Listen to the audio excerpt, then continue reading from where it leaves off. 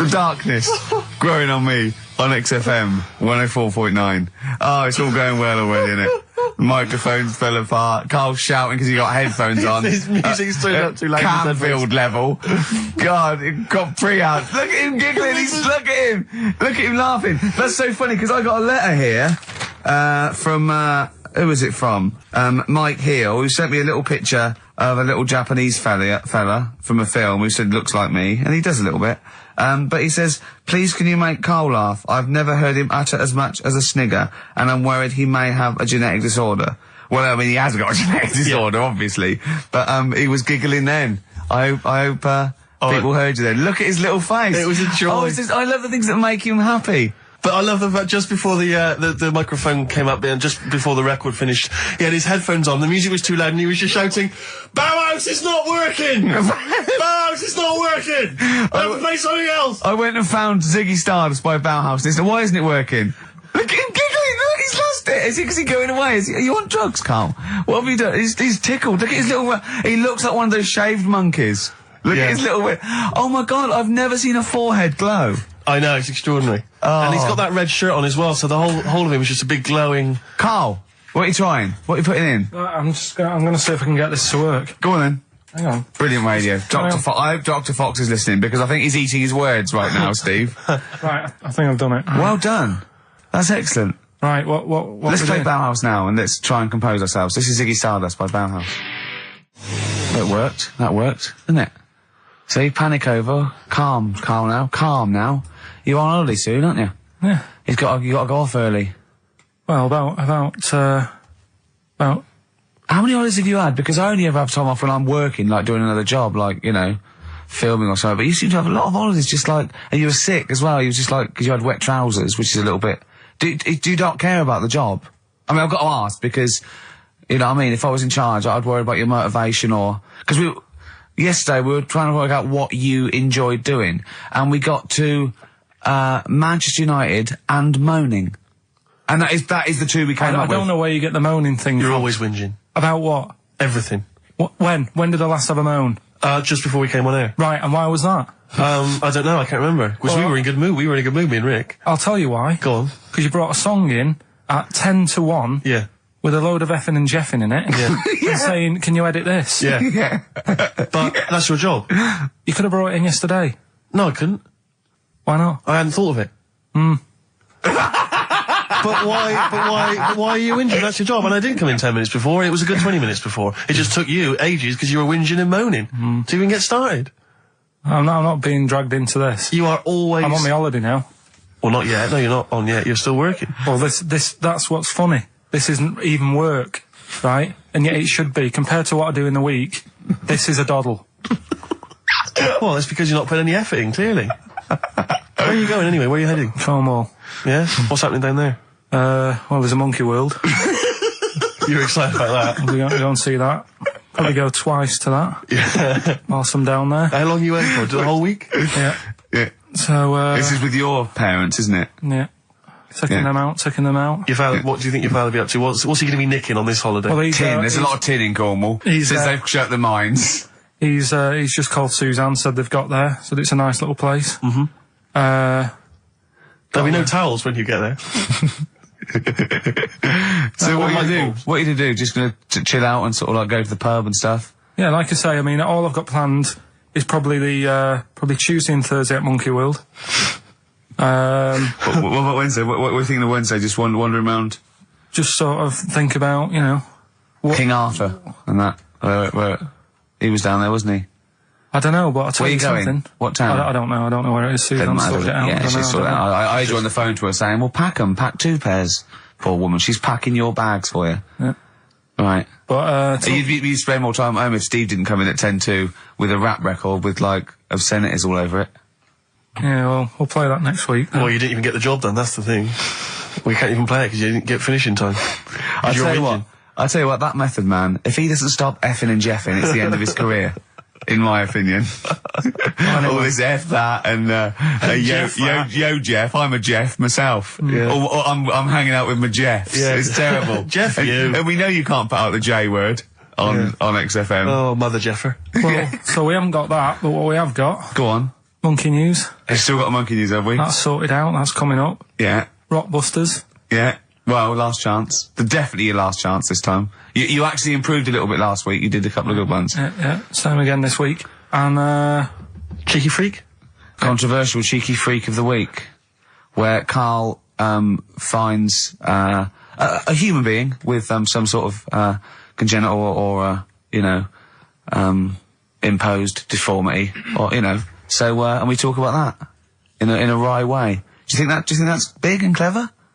no, but that's just it. It's never about taking the mickey out of someone, right? It's to make you think. I'll tell you what isn't big and clever. How lucky you are. A dwarf with learning difficulties. Nice. Yeah. Well, We'll explain it to you. That's the forthcoming single from British Sea Power. That's called Carrion. That's nice and retro. That's like end of the 70s Bowie. That's great. On XFM 104.9. That's just some of the records that we've played so far. Do you know what I mean? You've had The Darkness, you've had Bauhaus. It's like, can it get any better, Karl, do you think? like I say, we've got Monkey News coming up. So, guess what? I lost 400 quid cash this week. Gambling? No, that's tragic. This is why it gutted me. It wasn't even on your gambling addiction. No, I had a photo shoot, I had a suit, right, and I'd claimed back some expenses, and I'd had it in my pocket. And then when I took the suit home, it must have fallen out in the street or the cab, and I remembered it, and I went every pocket twice. And it was just the fact, I don't think about, oh God, that's terrible, that's a terrible blow. I think, oh God, if I had it back now, it would be free money. Yeah. If I suddenly found it now, I'd have £400 that was just free money. And I had a little nap to get over it, and I was... and you were fine. I was okay.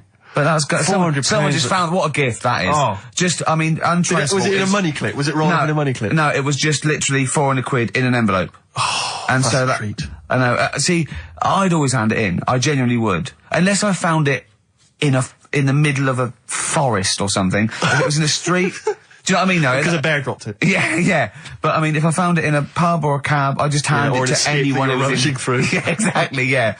But I'd hand it in. Well, but there's no way. If they found it in the street, there's no way they could do it. It goes to the police station and it sits there for 6 months. But yeah, exactly. Well, it's a waste of time. Pocket it. But because when I was younger, I remember being outside a post office once when I was about 10 or 12 and finding a purse. And thinking, oh, that's nice. And opening it up, there was some money in there, and a pension book, and so it was obviously an old lady. I found an address, I sent it to her, and my mum said, you've been so good there, you'll probably get a little reward. She'll probably send you a little reward. Nothing. I got maybe a thank you note, but no cash, no moolah, nothing. Really? And I was livid, because I'd been told that I was going to get a reward. I thought I've been a good Samaritan, nothing. So, many moons later, when I was at university, I learnt from that, and this is the most bizarre thing. This explains a lot, doesn't it, Karl? This is like the Mary Celeste. I went to a cash point to I thought, I can't get my card in here.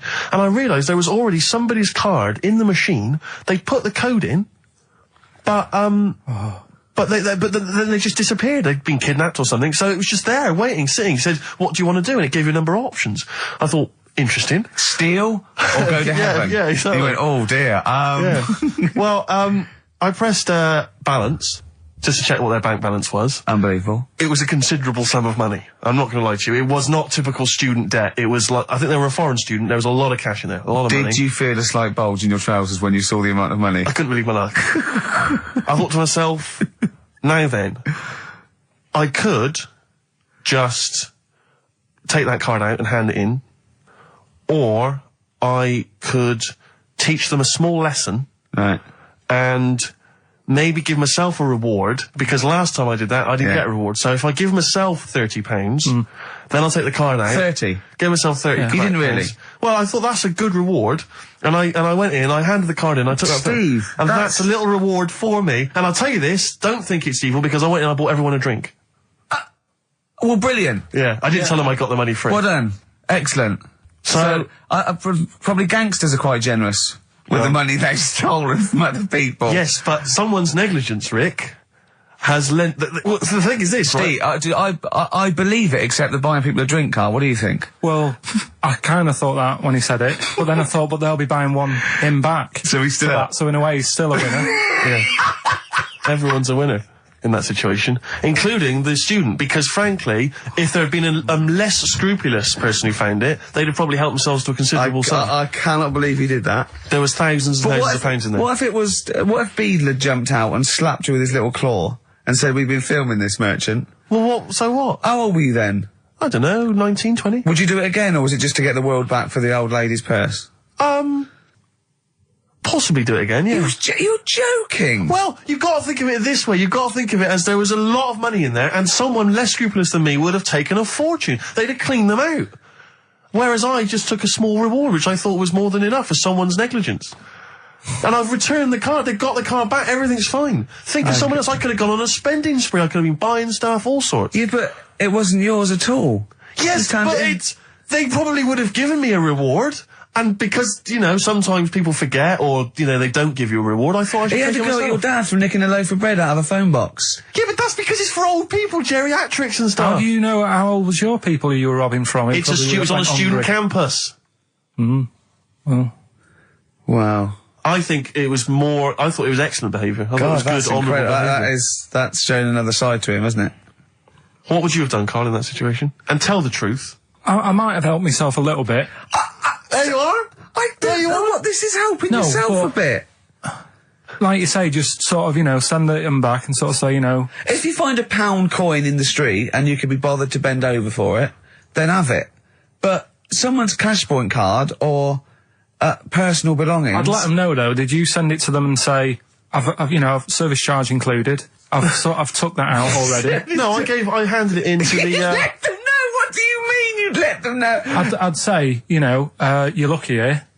Right, I just took, I'd probably said 20, actually. Okay. Because that's just like one note. Sorry, right, okay.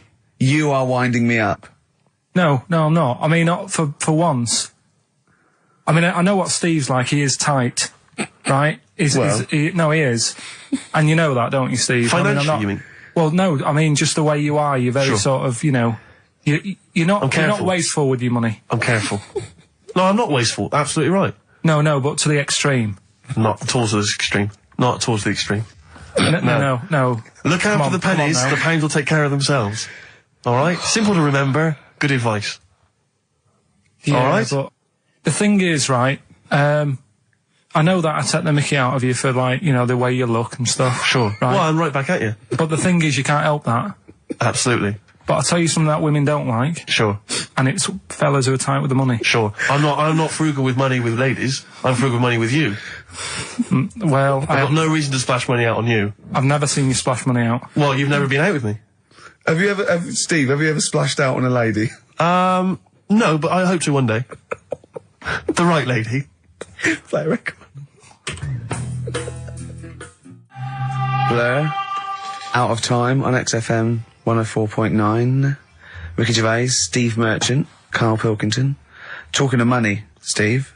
Look at this, right? It's in the paper.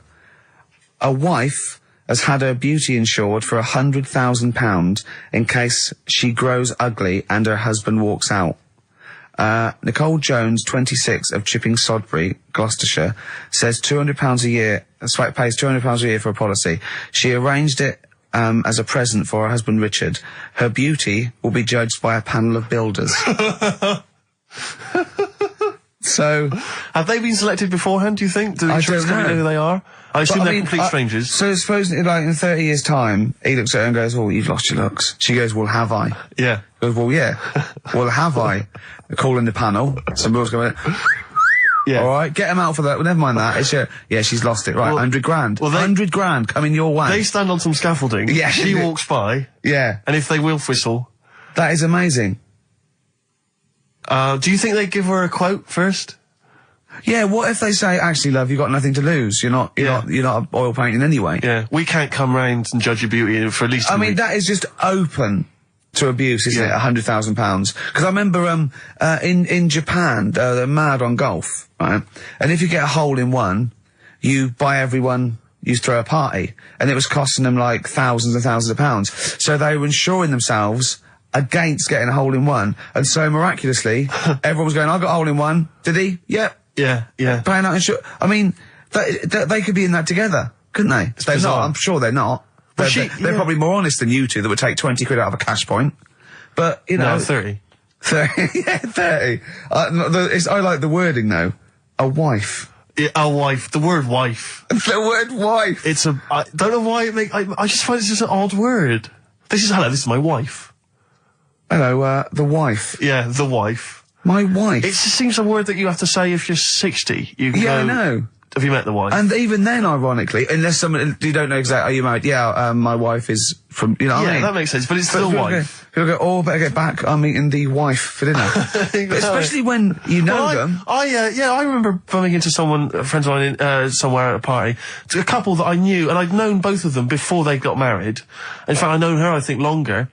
And I said, where's so-and-so? And he went, the wife will be along in a minute. And it's just this notion that, but what, use her name. I know she is. I know her name. I used to call her by that. Why? It's like someone going, you know I'm married. You know I'm married. It's like showing in the off. eyes of God, we are wed. Exactly. Yes, that makes me more of an adult than you. It's the ownership. Yeah, it's like going, you know I'm a real man. I've got a wife, and here she is. She's my wife. I find there's the words that I find hard to say. In a shop, I could never ask for wet ones. Do you know what I mean? If I have to go and ask for wet ones, I won't bother. Or toilet duck. Another one I have a problem with, I never say, Snickers. Why? Don't know. I think it's I grew up with marathon. Yeah. See, this is so pathetic, I still get embarrassed buying, toilet paper. Really? We know if you go into like your 24-hour shop just around the corner, not a supermarket, big shop, but if you just go in there and you're just maybe buying some milk. Yeah. A chocolate bar. Because it's like they know what you're up to. No, but they know you're going to use it to, when you're going to the lavatory at some point. It's too intimate. But you just go, I know what you're thinking, I'll be using this after masturbation. Thus saving all embarrassment. It goes with the porn bag, Elvis Costello, Alison, from way back on XFM 104.9, a retro cut. Indeed. Wow. Up to the modern day. The newest game show around, Rockbusters. Isn't there a jingle? It'd probably be something like, Rockbusters. It would be very, along those lines. I've got to work it out, but I mean, let's go with that for now, and then we're ready next week. Excellent. The prizes, once again, sourced by Karl Pilkington. I think it's been in the prize bag before, Karl, but good to see it back. The best air guitar album in the world ever.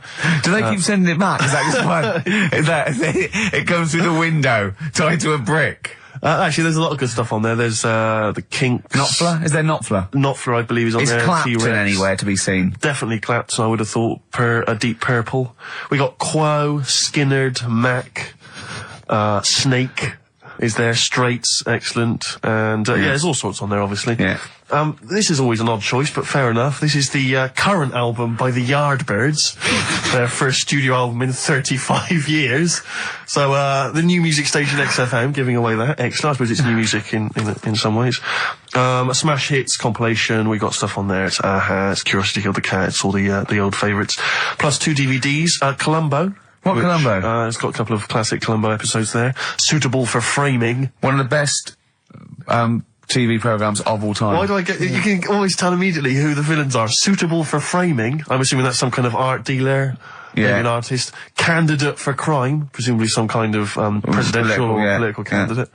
That'd be good, I'm sure. Columbo. I mean... Stab Woman. That was my favourite episode.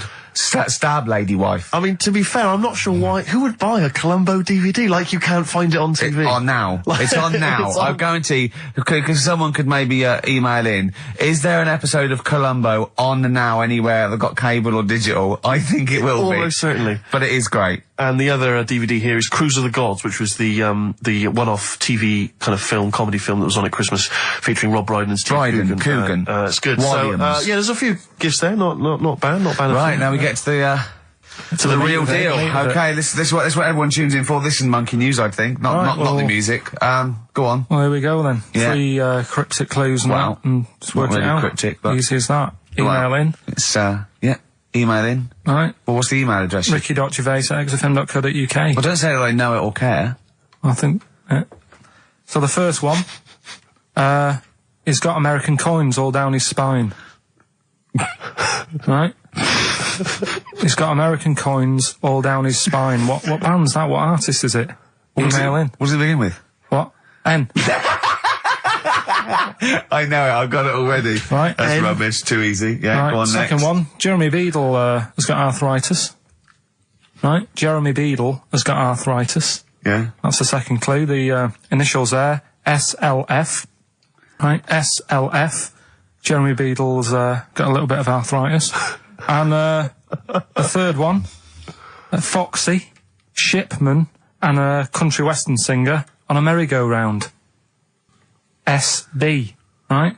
So Foxy, Shipman, and some country western singer having a go on a merry-go-round. The initial SD, right? So email in, ricky.gervais. I'm intrigued with that one. I'm genuinely intrigued with that one. I like the fact there's a certain whiff of controversy about it, because Shipman is mentioned. I know, yeah. Oh, A little bit edgy, that. So that's the three. He's from your neck of the woods, isn't he, as well, Shipman? Yeah. Yeah. I think my mum's mum used to use him. Okay, let's play a record. Well, you want to play a record or play some adverts if you fancy some ads? Oh, I'd rather adverts, Well, yeah. I've got some for you. Placebo, this picture on XFM 104.9. Steve, Yes. I think Carl's going to put most people to shame. We were talking about generosity earlier. Carl is a nice, generous bloke when it really comes to it. He's paying for Father's Day. He's paying for the cottage that he's going away with his dad. Are you really, Carl? Yeah. Right. Well, there's no way of us proving if that's true or not. Well, what do you mean? Well, you could be lying. But why would I do that? Well, because you want to show off. I didn't do it on air, you mentioned it. I don't want people to know how generous I am. Right. Just do it, just get on with it. You know what I mean? Yeah, yeah. Like charity work and that. Yeah. Yeah. Exactly. But I'd have thought that you wouldn't have fallen for Father's Day. I'd have thought you'd have known it was like... Well, we don't. I mean, to be honest, there's a bit of a coincidence because I paid Yeah. for it anyway, and it's happened to fall on Father's Day, right? But don't and my buy a dad's not card. normally that bothered. Don't fall for it. I mean, obviously that and Mother's Day and a plethora of other things were, I mean, literally invented by card companies to make more money. I know. Yeah. That's. I mean, my dad always says don't get him a card or anything, because he hates it with all these things that I'd like, rip-off times. Really, just ripping people off. Yeah. So it sounds a bit stingy, that. But fair enough. Well, no. I mean, he's right. Yeah. He's right. It's just because fellas aren't bothered about getting cards anyway, are they? But the other thing that he noticed, helping out the flower companies, the Princess Diana thing when she. Oh, sorry. Yeah. Jesus. Carl. So when Carl, what do you mean? What do you mean? That's what he said. He said, "Oh, look I nearly swore then because I was. You surprise me all the time. No, I'm but just- that is incredible. Sorry, what? I don't understand. What are you talking all the about? flowers that were sort of sold that day." Right. Or for Right. people to leave as a commemoration or Yeah, something. they made a mint, didn't they? Who did? Flower companies. Right. So what So are you you're saying? saying So he was just saying, makes you wonder. what? Whether About what? it was Interflora behind the hit. Oh, So it's a conspiracy. It's a conspiracy by the flower I would companies. love to see you and your dad just sitting at home watching a bit of Channel 5 when apes go mental, right? With your roast dinner. when's that on? And then talk like, well, yeah, right, you know Kildana, don't you? Flower company's son. Right, quite right, Dad, you're not wrong. What are you talking about? No, I'm not. I'm just saying it's like you were saying about the cards, on Father's Day and that. It's just a bit too much a of a bit weird. coincidence. Too much of a coincidence. I'd be interested to see sort of, like the business graph Sure. on how the companies were doing. Then suddenly, Yeah. Yeah. But then by the same token, Elton John, he had the biggest selling hit record, didn't he, off the back of that? I mean, so is he incriminated as well?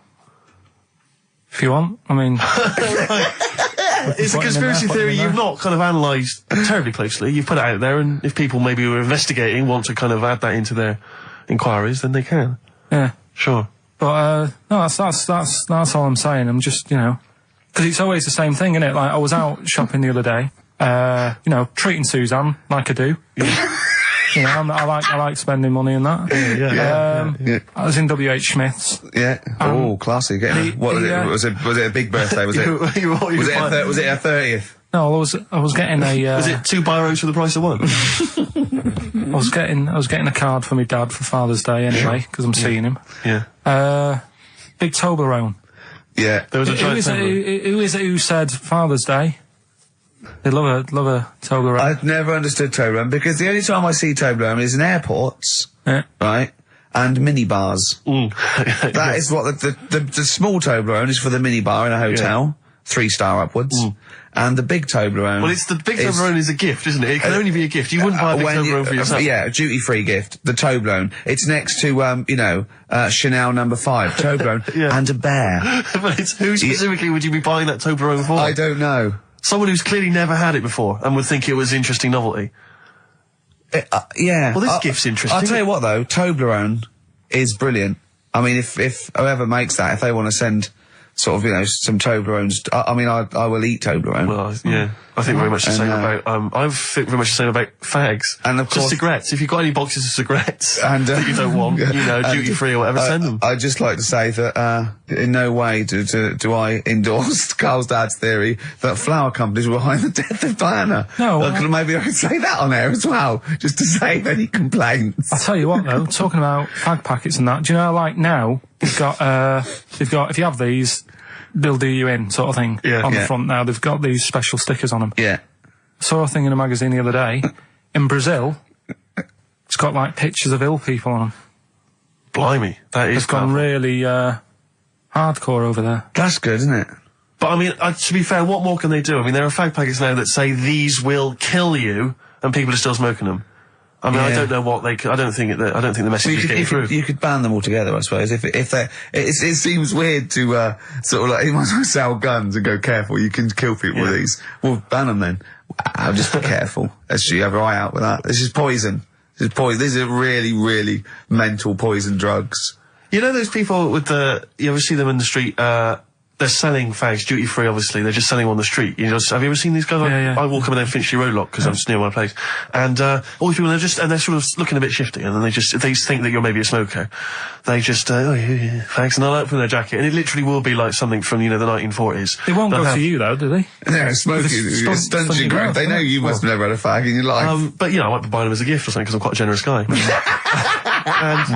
But it struck me, I was chatting with my friend about, there seems to be there are certain people who are very low, maybe they have trouble getting work, or maybe they, they're immigrants who've not landed on their feet and they've had trouble, and so there's a couple of jobs they can do. It seems to be there's the fag selling, there's those people I noticed on Oxford Street who bend a piece of wire into the shape of your name.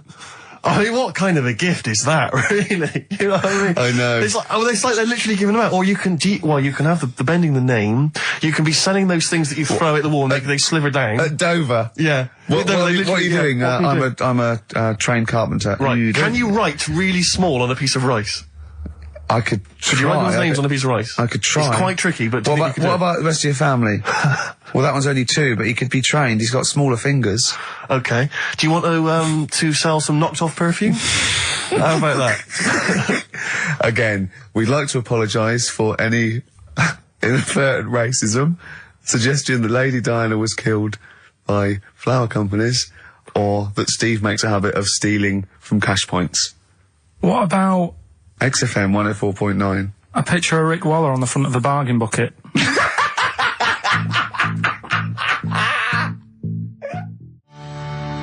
Red Hot Chili Peppers, universally speaking, on XFM 104.9. I'm Ricky Gervais.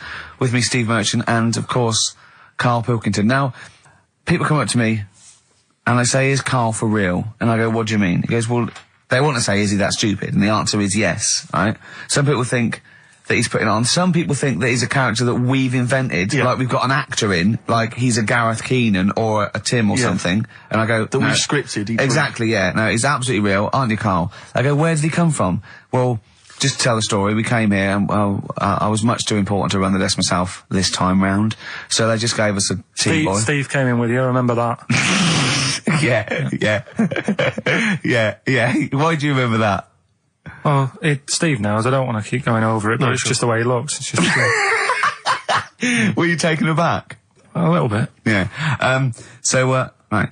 And he's just developed into my favourite thing. I also said that you get bored with, like, you know, battling tops or, you know, pets sometimes. I mean, I love my cat, but he's not as, you know, Colin. my cat. Yeah. Colin. Actually, Carl's away next week. Is he available to run the day? No, well, he's actually not as intelligent as Karl, and that's the truth. He's not, you know. Well, he's marginally. Yeah, and then in the week, he's like one of those little Tamagotchi toys, Karl, because I have to phone him every day and keep his interest up. Yeah. Like I'd give him an interesting fact. And I got a book out and I found out I'd call Karl like that. And I thought this was a great fact, right? A 2-day-old gazelle can run faster than a racehorse. Right? I thought that was incredible. Sure. Okay. So I phoned him up, I said, a 2-day-old gazelle can run faster than a racehorse. He went, what does it do after that? I went, what? He said, well, how fast can it run when it's adult? I went, well, even faster. He went, oh, I thought we could just do it then, but then it sort of lost it. I went, what are you talking about? I went, you know, that's incredible. A 2-day-old gazelle can run he went, well, no, that's what they do. I went, what? He went, that's what they do, isn't it? I went, what do you mean? It's 2 days old. Right? He went, yeah, but a 1-day-old fly can fly. I'm 30 and I can't fly. It's not what I do. Right? And I went, right. He went, a jellyfish can hold its breath underwater for hours. I went, it doesn't hold its breath, does it? It hasn't got lungs. So he went, what? I know I had him. He went, what do you mean? I said, well, they don't breathe, do they? He went, what do they do? I went, well, they get oxygen directly from the water via osmosis straight into their cells. And it just went quiet. And I went, a 2-day-old gazelle? And he went, yeah. Do you know what I mean? He was just thinking about the jellyfish. Yeah, I know. He was looking up osmosis, and then he was thinking about the jellyfish. But I just think, I mean, if Bambi's anything to go by, this little gazelle spends a whole day trying to stand, and the next day it enters the derby. And you don't think that's incredible? Yeah. See, you know the sort of things I find incredible. Go on. Mirrors. Shiny objects. Kettles. Yeah. Oh, God. Well, listen, remember the time when I told you about the baby that had a baby? The baby that had a baby. The baby that had a baby? Yeah. It's happened again. No, it hasn't. Well, it didn't happen the first time. It was in the papers, I think, on Monday, in all the tabloids. So it's a twin where one has grown and the other one is still at a fetal level. No, it wasn't, though. It had grown. He was saying to his mum... who was saying to his mum? The little kid who was 7 years old. And he kept saying... Yeah. He was pregnant. And he was pregnant? Yeah. I know. What do you mean? And he was saying to his mum, oh, God, I don't feel well. And, like, his belly was all swollen, and they thought he'd just been eating cake or whatever. And he was saying, I can feel something moving about. And they were like, stop messing about. There's nothing wrong with you. Eventually, I think he was in gym at school. In Jim? What, Jim was pregnant with him? Oh, no, it was like a Russian doll. He was at school, right? Just about to do sit-ups or whatever they do at school. Yeah. Right? And flew out across the room. Teacher goes, you're a bit fat. You look a bit pregnant.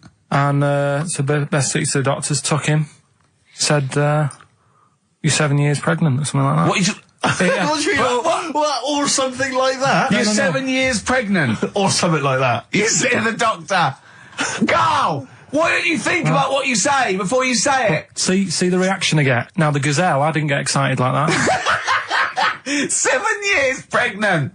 Send it in. If someone's online at the moment, just having a look around, it happened on Monday or Tuesday. Because I told you at the pub quiz, didn't I, Steve? I said to you, I know the baby's had a baby. Yeah. And you were like, yeah, whatever. Well, I just thought you were talking nonsense as ever. Well, we'll find out. You're 7 years pregnant. Yeah. You're a fool. Play a record. Well, we've still got stuff coming up. Monkey News? Rockbusters answers. We'll have to get that out of the way soon, because we've got what else is there? Have we got a cheeky freak of the week? Yeah. Brilliant. America by Simon and Garfunkel on XFM 104.9. I'm Ricky Gervais, and I understand I'm about to read my word, Steve. Well, once again, there's always someone, and it looks like it's Mike Lamb who has come to Carl's rescue. Lambo's let me down then. Doctors have removed a 4-pound baby boy from the stomach of his 7-year-old twin brother. Yeah. Alan Jan Niamatilev was yeah. born with the freak fetus growing inside him. For 7 years, it lived like a parasite until a school doctor became alarmed about Alan Jan's bulging tummy and took him to hospital. Surgeons who gave him a scan operated immediately, unaware that the baby was attached to the boy's blood vessels and still alive. They saved Alan Jan from certain death, but knew the 8-inch fetus was doomed. So there we are. Boy pregnant with his own twin brother by Barbara Davis. That was in the Mirror, apparently. So I've read on, and all the facts are right. They took him to school. The parents didn't realise. And that isn't even the this week's Freak of the Week. I mean, that's You still got to that for come. free. You got that. You can have that. That's the free freak of the week. Free freak. That's, you know, that's giveaway. That's like 13.5% extra. Yeah. You know what I mean? That you might get with hairspray or something. So that, I mean, if that's just the throwaway freak of the week, there are 2 freaks of the weeks there. If those 2 freak, I can't wait to see what the actual freak of the week is that people are paying for. Is it incredible, Carl? I'll tell you what, something else you can have for free. Go on. Another sort of freaky thing, right? I was watching this programme in the week. Right? What? I don't know what it was. But it was about, I just saw this little fella on it, right? What do you mean, little fella? He was doing this history thing, Oh. right? Yeah, I know what you mean. So, is this he's found out that a Viking was a bit like him? Yeah, that's it, yeah. He was boneless or something, or he's... Well, that's the weird thing. What do you think of that, Steve? He's what? He's boneless. No, he was called Harry the Boneless or something. Yeah, but you know what you're going to get there, don't you? That's what I mean. Always have a name, Elephant Man, you know. Harry the Boneless. Where is he? You know what I mean? I'm meeting someone, waiter, what's his name? He's called Harry the Boneless. He's over there flapping around. Yeah. Coming to He's the over there lunch. in the bucket, having noodles. That's what I mean. But, do you reckon you could do that? Do you reckon you could have your bones taken out? I love talking to him! He's brilliant! It's like talking to a 5-year-old. I was asking Suzanne when she was watching it, and she was like, ask me later. Yeah, brilliant. She wanted to know about, What do you said? You were watching this programme about history, right? About Vikings. Something like that. You turned to your girlfriend and said, do you reckon you could have your bones taken out? Yeah. I love that. What do you think? That is why you are my favourite What do you mean you think you could have your bones taken out? Firstly, why would you have your bones taken out? If you've only got a small flat or something, and there isn't much room, Yeah. right? And what I mean is, would all your organs still do the stuff? No, they wouldn't. You'd just be mush. Listen, I'll teach you something now, right? The skeleton, right? Spam. Yeah? Support, movement, anchorage. No, support, protection, anchorage, movement. Spam. That's what the bones do. Yeah? You couldn't stand up. You wouldn't be protected because they protect this rib cage, skull, of course. Anchorage, everything holds onto it. Every muscle is tethered to pull against something, like a crane, a pulley system, so you wouldn't be able to move at all. Do you know what I mean? So you'd be in a bucket. There'd be you'd die immediately, obviously. No, you can't have your bones taken out, Carl. I mean, why do you need to ask that question? Sorry, but Boneless Bob, or whatever his name was. Harry. Harry the Boneless. he presumably didn't have any bones. I mean, that's why he had that name, obviously. No, he did. No, He had- well, he's got the name. Yeah, exactly. No, he was just... I've had an email here from Graham, Old Kent Road. He just says, I had a dream about Karl last night. Can I sue? I've no idea what he looks like, apart from the boldness, and yet he turns up in the middle of my dream. I don't need this, it's harassment. Yeah. But people are having dreams about you now, Karl. You actually, it's like you're one of something that was created by the Brothers Grimm. I had a dream. You know when people used to have anxiety dreams, they had like an exam or something, like you suddenly go to school and you realised, oh my god, you didn't have your trousers on, or I had an anxiety dream. I assume we started off in anxiety dream about The Office, about filming The Office, and we had to film in HMV, but someone hadn't cleared it, and so we had to find an R price. And I went, oh, okay, that'll do. And as I was walking there, right, I didn't have any shoes on, which is like an anxiety dream, but I looked down and I went, so what? Yeah. So I'm so lazy now, I think even anxiety dreams don't kick into me. I'm not sure that's a dream. I think that's just a memory. I wouldn't be at all surprised if you, turned up with the film in The Office. Yeah, with going, no shoes. We don't need shoes. When we were originally doing the pilot for the very first series, obviously Ricky's the main character, he's in it all the time. It's obviously important, it's our big chance to get something made for TV, you know, it's going to launch our careers. And, I turn up on the Monday, he's twisted his ankle. He has to be wheeled around in a wheelchair, because he went out jogging, stepped on a tin can in the street, and fell over. Who left that there? Like a 40-year-old man with brittle bone disease, he just twisted his ankle and he was out of action. It was pathetic. Yeah, that was the pilot. Absolutely pathetic. But I still turned up, Carl. That's the sort of trooper I am. Well, yeah, but you moaned the whole week. Wait. Well, I didn't like having to go around in a wheelchair, did I? It's not pleasant, you know, but in a weird way, it taught me all the problems. do you have anxiety dreams, Karl? Do you ever lie awake worrying about stuff? because I have a lot going on in my head. Yeah. I don't have that. What do you do? Rent it out to people? Is it two monkeys swinging in a tie at the moment? Yeah. I just don't have that many dreams. No. I love that. I love the fact you don't have that many dreams. Well, you haven't had a decent night's sleep since you were 14, according to you. 12. Really? Yeah, so I remember I know once- what you meant. I know what you mean though now, when sometimes you're so tired, because I'd forgotten that. You're so tired and you think, well, I'm so glad I don't have to go out tonight. I'm going to go and just lay on the couch and then go to bed. Yeah.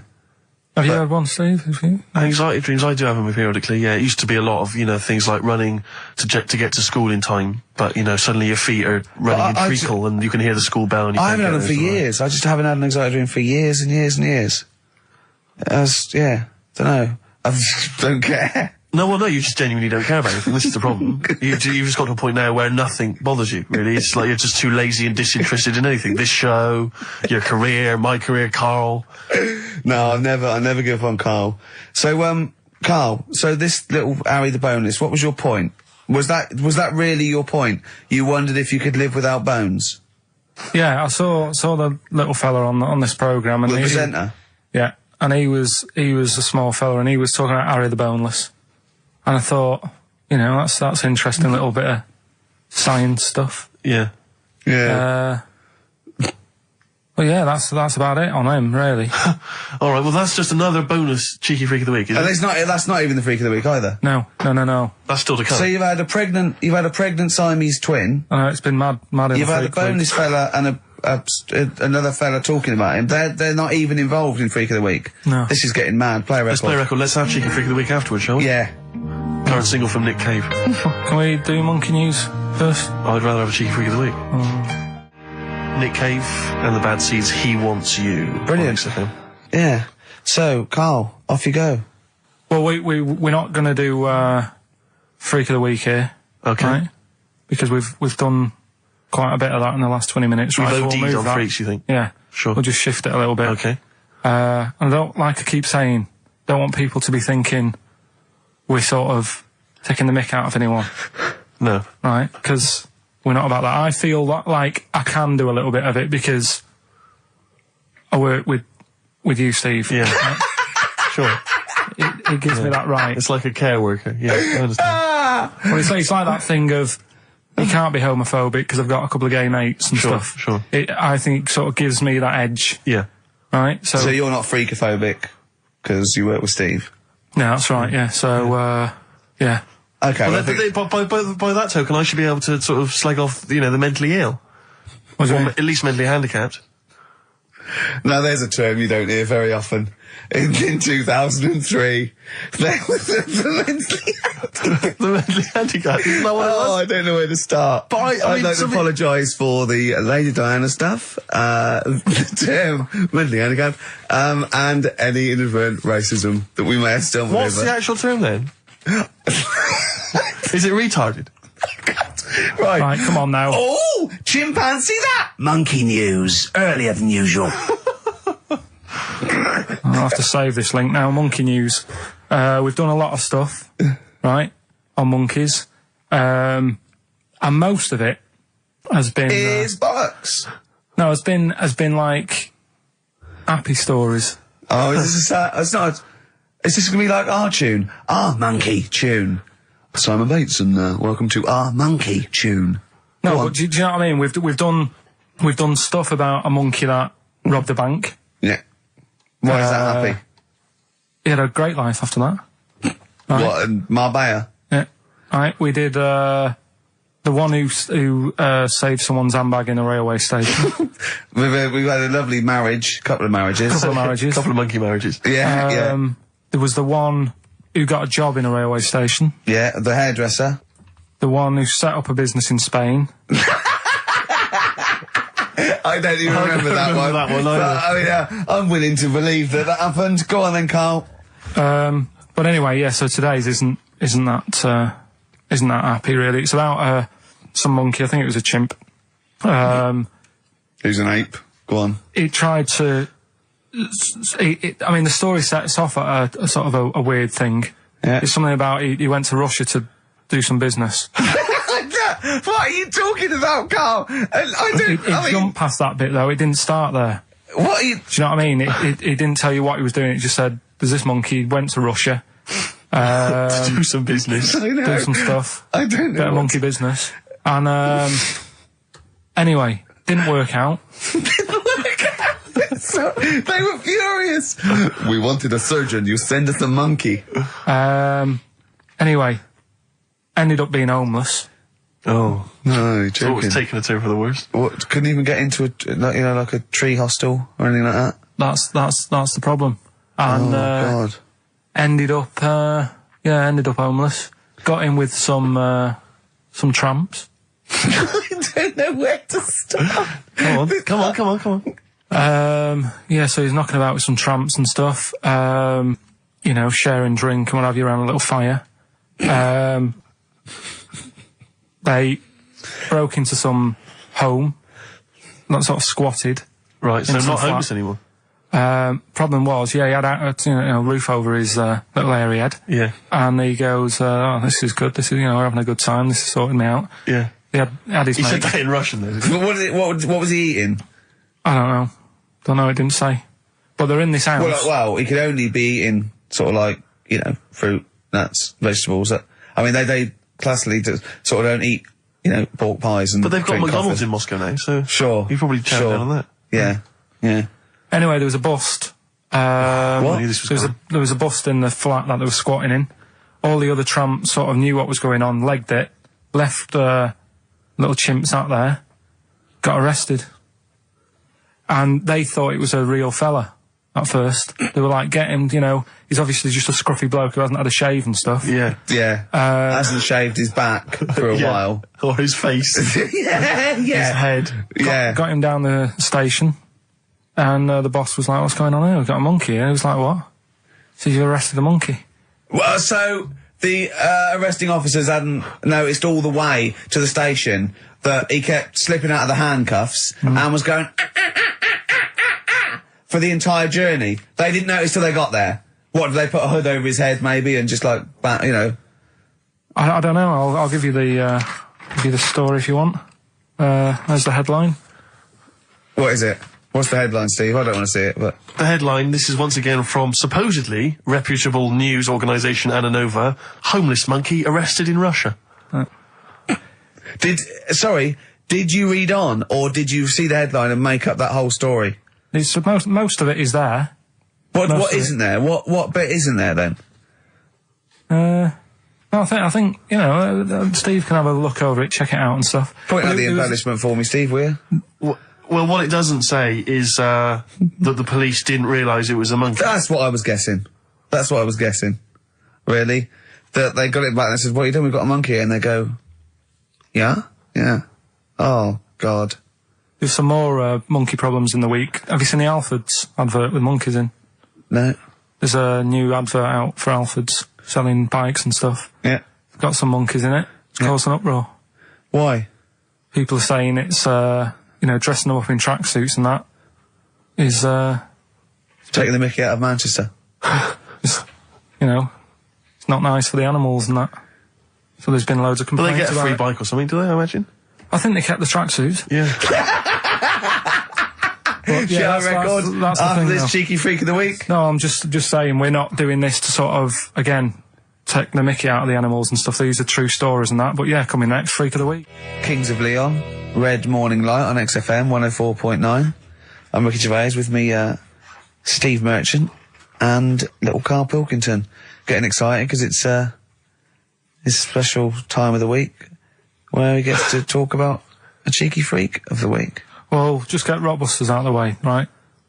Because I've got to put these prizes in the post bag now, so I'm shooting off. Yeah, because you got to go early. So I don't know how you do your job. You went to Manchester, you went to Madeira, you had a day off because your trousers were wet and you had a cold, and now you're shooting down to Cornwall. You're leaving early.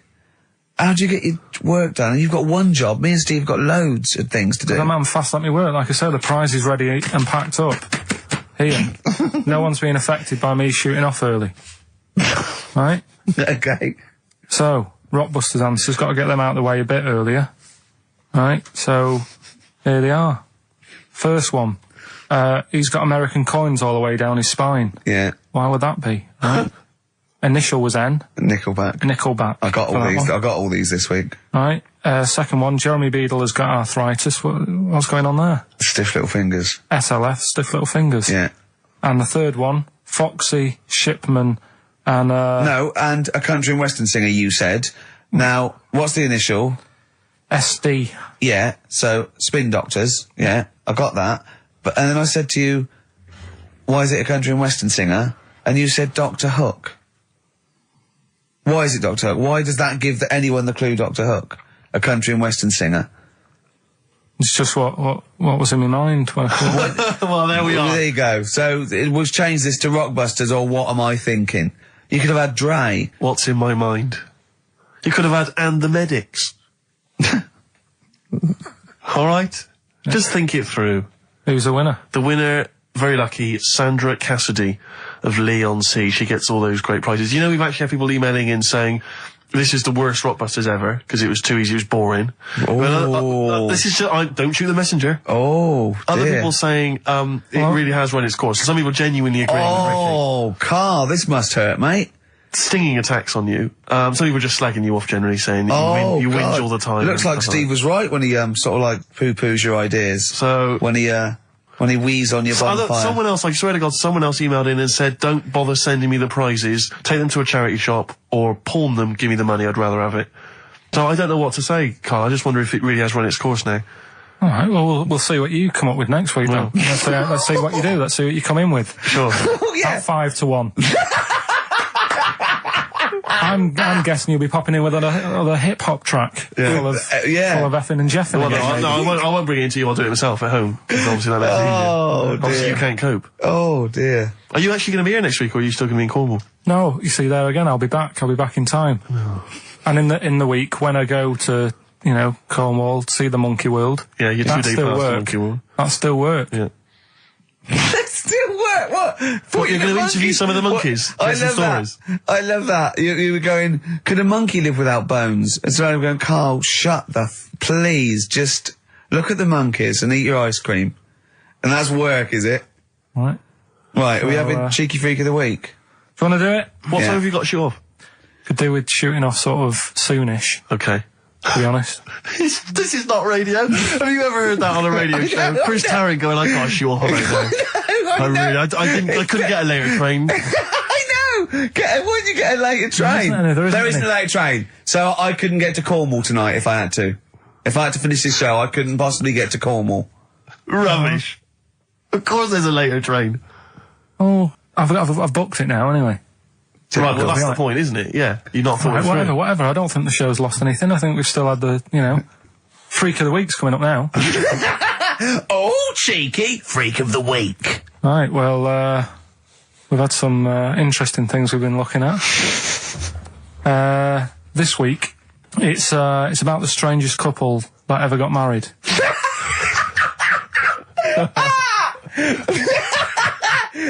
and we've had 2 sets of chimps, so it's stranger than that. Oh, it's not Dale Winton and Nell McAndrew, is it? It's not your parents, is it? Well, we're going back again to I think this is about 19... something like that. 1940. Yeah, whatever. Yeah, whatever. Yeah. Strangest couple, a fella, right? He had skin of a lizard. He had the skin of a lizard, okay. And the woman who he Which he married... used as a condom. The woman who he married. Yeah. Airiest woman ever. Right. And that was their act. They used to tour the world, and they'd say, it's like, couple who've met, they're having a great life. Let's get them out on stage, here they are. And they'd what do you mean he had a skin of a lizard, first of all? That's what it said. He had some sort of some illness. So he was called Lizard Man, and you like that because it was a good description. I thought that's good. I'm here. Hello, we've booked a table for 2. Who are you meeting? I'm meeting Lizard Man. Oh, he's over there. Yeah. You know he is, right? Yeah. I'm meeting the hairiest woman in the world. She's over there. Yeah. Yeah. So what did they do for their act? Now, bear in mind that we had some Siamese twins last week, and their act was having a bath. Yeah. So I hope it's an improvement on that. What did Lizard Man? He came out and ate some flies, did he? I don't really know. I just think they stood there and that. When you read this and it goes the most interesting fact ever, lizard man, and you go, that's enough, I can extrapolate from that. Well, straight away I'm thinking, right, I wonder if they got the wedding photos. Right? And then, like you said, that they had a kid. Oh, what would that be like? Exactly. It'd be like an ostrich, wouldn't it? It would sort of like... That's what I was thinking. What did you think it would come out like, the baby? I didn't think what that looked like, I just was thinking, parents' evening. You wouldn't want them coming up to the school, would you? So little Johnny, who starts off relatively normal, he's quite good at, he's good at nature, isn't he? And his mum and dad come into the room and they'd be looking round, wouldn't they? Well, it's always like that thing at school when, like, you find out your mate's mum and dad are really old. Right, Have you ever seen that? Yeah. When you go, your gran and granddad bought you? Yeah. Your mum and dad. Yeah. And you go, It is weird. What's that we're talking about? He calls him mum. What was that? Oh, sorry. do you know what I mean? Yeah, And, that's always strange. If you had Godzilla and King Kong as your parents, and it was they're always fighting. They're always fighting, and like you say, if you're in a school play or something, you wouldn't tell them, would you? You wouldn't want him coming up with a video camera. He didn't tell his parents he was in the... Well, exactly. You did Little Donkey, you didn't tell your dad, did you? And he came along and videoed it. Yeah. Was that... Kept it quiet, don't want them to know anything. But you didn't... What was it was meant to be playing? You had a little drum, didn't you? Yeah, I was doing... I had a little drum. I think it was meant to be playing We Three Kings. Yeah. But we started doing Little Donkey and I thought, I can add a touch to this. Sure, you improvise. Started playing along It was like with the first remix, wasn't it? It went down well. But yeah, that's all I was thinking with the Freak of the Week this week. That's what I'm saying about Freak of the Week. It's to get people thinking, right? Thinking how lucky they are. That, they don't have to... Comb their face. What are you talking about? What do you mean, Freak of the Week is to let people know how lucky they are? Just... What about the little freak you're talking about? What are they thinking? They're going, oh, he's talking about me. I'm a little hairy lizard man on a stick. Pop in, give us a call. I thought, that's what I'd like to do on a TV programme. That's what I want to do. I want to go and, meet these people and say, right, let's just go shopping. Let's, we'll film what your normal day's like. Yeah. Let's pop out. Nip into Sainsbury's or whatever. Yeah. Buy a comb. Park right up close to it. You know what I mean? Yeah. So what you're saying is you just want to get a little message out there, which is that there's always someone worse off than you. Well, there's proof of that in this room. You know what I mean? Oh, Carl, when's your train? In a minute, I'm going to get going now. I'll see you later. Thanks, Carl. Brilliant. What are you planning? You can play a song? Kirsty McCall. Yeah. I'll see you later. Kirsty McCall, New England. Karl Pilkington has left the building. He's rushed away. He's on his way down to Cornwall. And we're left by ourselves. Indeed. In the room. See, if we can do this... If we can press all the buttons and not make any mistakes, strictly speaking, there's no need for Karl. I don't mind if we make mistakes. Well, no, exactly. We never were in the old days, No, did we? sure. I think Karl is going to love Cornwall. Because I think, one, the mayor is probably an animal. Yes. And I imagine the townsfolk think like Karl. Yeah. Do you know what I mean? I imagine he'll stay there. He'll be made king. Have you ever seen Return of the Jedi? In Return of the Jedi, the Ewoks, the little furry creatures, they see C-3PO, and because he can talk and he can speak their language, they actually elevate him to godlike status. What are you doing here? Hooray! He's back. What are you doing? You could have stayed till the end. I'll see you later. What are you doing? What are you doing? Right. Right, well there he is. He's on his way. Yeah, if you're listening online in Cornwall, I mean, I can't imagine that's ever going to happen. But, on a clothesline with a bean tin at one end and a big bean tin in London. Or if I'm cool in London. Yeah, or if the foil helmet you wear to fend off laser rays from aliens out of space are somehow picking up the show, then Carl's on his way. Look forward to the bold one. Because he's got a sort of the obligatory sort of red face that would go well down there now. Because I think he's been out in the sun, or he was pre-boiled when he came in. But he's rushing down to Cornwall now, going from Paddington Station. So, if you're in the Paddington Station area, you want to pop down there and sort of wave him off, then do. Yeah. Don't be afraid. That's not a dirty sexual act. Wave him off. Yeah, I'd love to wave him off. And, call in the week as well, karl.pilkington@xfm.co.uk. Send him anything. Just clog up his email. Yeah. I mean, 'cause he gets stressed at work. So if you can send him 3 or 4 emails each. Yeah. Over the next week, so he's got to read them all. But disguise them, don't make them look rubbish, so at least he's got to sort of open them and look at them. Or, some of them might be correspondence, so he will, just phone his, line as well. Just ask for XFM, ask, Karl, and leave long messages on his voicemail. Yeah. So, if you can, just for us, just for me and Steve, remember, it is mine and Steve's show. Karl is merely like, the icing on the cake. Yeah. If Karl can come back, maybe next Friday or Saturday or Monday, whenever he comes back, to about 250 emails and 200 voicemail messages. If you put down, when it says, what's the name of the message, the title of the message, if you put monkey news or monkey information, he'll have to open it then, because he'll be intrigued, even if it's not about monkeys. Yeah. Do that anyway. Yeah. Voicemail messages. Leave them long. I like this information. Disguise it, so it might be important. Yeah. Just so he has to listen through. I wish I'd give his mobile out, but, that is just too cool. But anyone can get him at XFM, and of course we've given out his email before, so I mean, go mental. There are plenty of ways to torture Karl Pilkington. I mean, we're doing all we can on a Saturday. But we're only 2 people. But we're only 2 men. You know what I mean? So listen, go berserk. We'll be back next Saturday, and we'll leave with song for the lovers, song for the ladies, whatever. It's a beautiful track. A song for the sunshine. Song for the Sunshine. It's Lily White by Cat Stevens. And we've done it. We don't need Karl. Definitely not. See you next week, Rick. Bye. That worked, didn't it? See, panic over, calm now. You're on holiday soon, aren't you? Yeah. You got to go off early. Well, about How many holidays have you had? Because I only ever have time off when I'm working, like doing another job, like, filming or something. But you seem to have a lot of holidays, just like, and you were sick as well. You were just like, because you had wet trousers, which is a little bit. Do you not care about the job?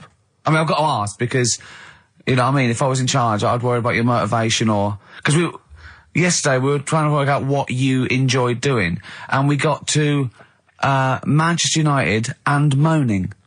And that is the two we came up with. I don't know where you get the moaning thing You're from. always whinging. About what? Everything. When did I last have a moan? Just before we came on air. Right, and why was that? I don't know, I can't remember. Because we were in good mood. We were in a good mood, me and Rick. I'll tell you why. Go on. Because you brought a song in at 10 to 1. Yeah. With a load of effing and jeffing in it. Yeah. And saying, can you edit this? Yeah. Yeah. But that's your job. You could have brought it in yesterday. No, I couldn't. Why not? I hadn't thought of it. But why are you whinging? That's your job. And I didn't come in 10 minutes before. It was a good 20 minutes before. It just took you ages because you were whinging and moaning to even get started. I'm not being dragged into this. You are always... I'm on my holiday now. Well, not yet. No, you're not on yet. You're still working. Well, that's what's funny. This isn't even work, right? And yet it should be. Compared to what I do in the week, this is a doddle. Well, it's because you're not putting any effort in, clearly. Where are you going anyway? Where are you heading? Cornwall. Yeah? What's happening down there? Well, there's a monkey world. You're excited about that? We'll go and see that. Probably go twice to that. Yeah. Whilst I'm down there. How long are you waiting for? The whole week? Yeah. Yeah. So, this is with your parents, isn't it? Yeah. Taking them out. Your father, what do you think your father will be up to? What's he going to be nicking on this holiday? Well, tin. There's a lot of tin in Cornwall. Since they've shut the mines. He's just called Suzanne, said they've got there, said it's a nice little place. Mm-hmm. There'll be no towels when you get there. So what are you going to do? What are you going to do? Just going to chill out and sort of like go to the pub and stuff? Yeah, like I say, I mean, all I've got planned is probably probably Tuesday and Thursday at Monkey World. What about Wednesday? What are you thinking of Wednesday? Just wandering around? Just sort of think about, King Arthur and that. Where he was down there, wasn't he? I don't know, but I'll tell you something. Going? What town? I don't know. I don't know where it is. Suzanne sorted it out. Yeah, she's sorted it out. I joined the phone to her saying, well, pack 2 pairs. Poor woman. She's packing your bags for you. Yeah. Right. But, you'd spend more time at home if Steve didn't come in at 10-2 with a rap record with, like, obscenities all over it. Yeah, well, we'll play that next week. Well, you didn't even get the job done, that's the thing. We can't even play it because you didn't get finishing time. I'll tell you what. Kings of Leon, Red Morning Light on XFM 104.9.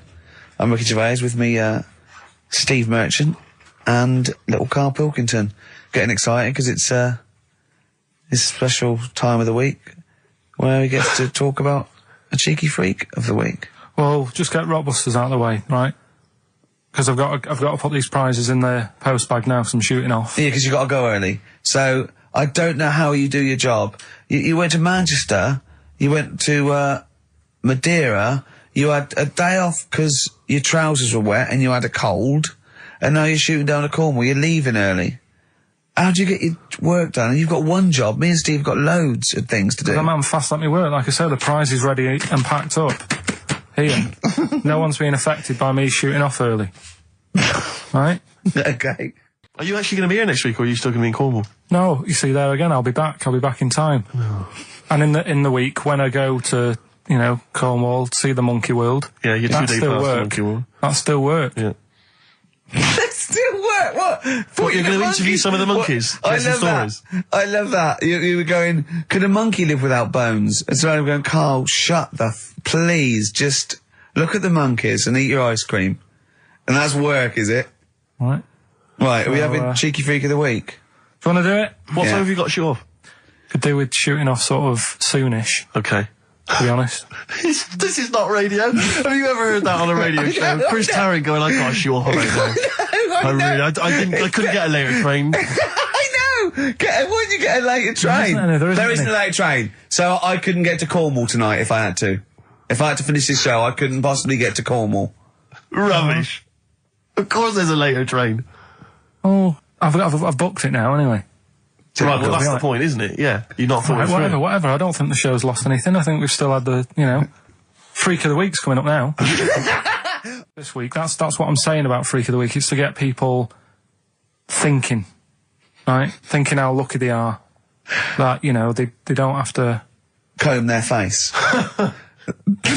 What are you talking about? What do you mean? Freak of the Week is to let people know how lucky they are. What about the little freak you're talking about? What are they thinking? They're going, oh, he's talking about me. I'm a little hairy lizard man on a stick. Pop in, give us a call. I thought, that's what I'd like to do on a TV programme. That's what I want to do. I want to go and, meet these people and say, right, let's just go shopping. Let's, we'll film what your normal day's like. Yeah. Let's pop out. Nip into Sainsbury's or whatever. Yeah. Buy a comb. Park right up close to it. You know what I mean? Yeah, yeah. So what you're saying is you just want to get a little message out there, which is that there's always someone worse off than you. Well, there's proof of that in this room. You know what I mean? Oh, Karl, when's your train? In a minute, I'm going to get going now. I'll see you later. Thanks, Karl. Brilliant. What are you planning to play a song? Kirsty MacColl. Yeah. I'll see you later. Kirsty MacColl, New England. Karl Pilkington has left the building. He's rushed away. He's on his way down to Cornwall. And we're left by ourselves. Indeed. In the room. See, if we can do this... If we can press all the buttons and not make any mistakes, strictly speaking, there's no need for Karl. I don't mind if we make mistakes. Well, no, exactly. We never were in the old days. No, sure. I think Karl is going to love Cornwall. Because I think, one, the mayor is probably an animal. Yes. And I imagine the townsfolk think like Karl. Yeah. Do you know what I mean? I imagine he'll stay there. He'll be made king. Have you ever seen Return of the Jedi? In Return of the Jedi, the Ewoks, the little furry creatures, they see C-3PO, and because he can talk and he can speak their language, they actually elevate him to godlike status. What are you doing here? Hooray! He's back. What are you doing? You could have stayed till the end. No, I'll see you later. What are you doing? What are you doing? Right. Right, well there he is. He's on his way. Yeah, if you're listening online in Cornwall, I mean, I can't imagine that's ever going to happen. But, on a clothesline with a bean tin at one end and a big bean tin in London. Or if I'm cool in London. Yeah, or if the foil helmet you wear to fend off laser rays from aliens out of space are somehow picking up the show, then Karl's on his way. Look forward to meet the bold one. Because he's got a sort of the obligatory sort of red face that would go well down there now. Because I think he's been out in the sun, or he was pre-boiled when he came in. But he's rushing down to Cornwall now, going from Paddington Station. So, if you're in the Paddington Station area, you want to pop down there and sort of wave him off, then do. Yeah. Don't be afraid. That's not a dirty sexual act.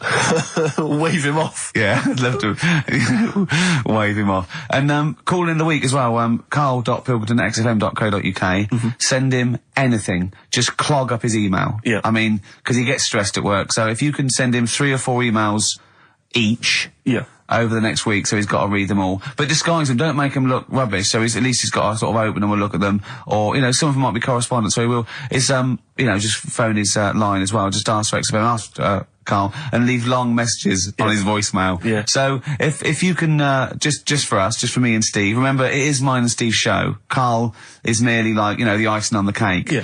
If Karl can come back, maybe next Friday or Saturday or Monday, whenever he comes back, to about 250 emails and 200 voicemail messages. If you put down, when it says, what's the name of the message, the title of the message, if you put monkey news or monkey information, he'll have to open it then, because he'll be intrigued, even if it's not about monkeys. Yeah. Do that anyway. Yeah. Voicemail messages. Leave them long. I like this information. Disguise it, so it might be important. Yeah.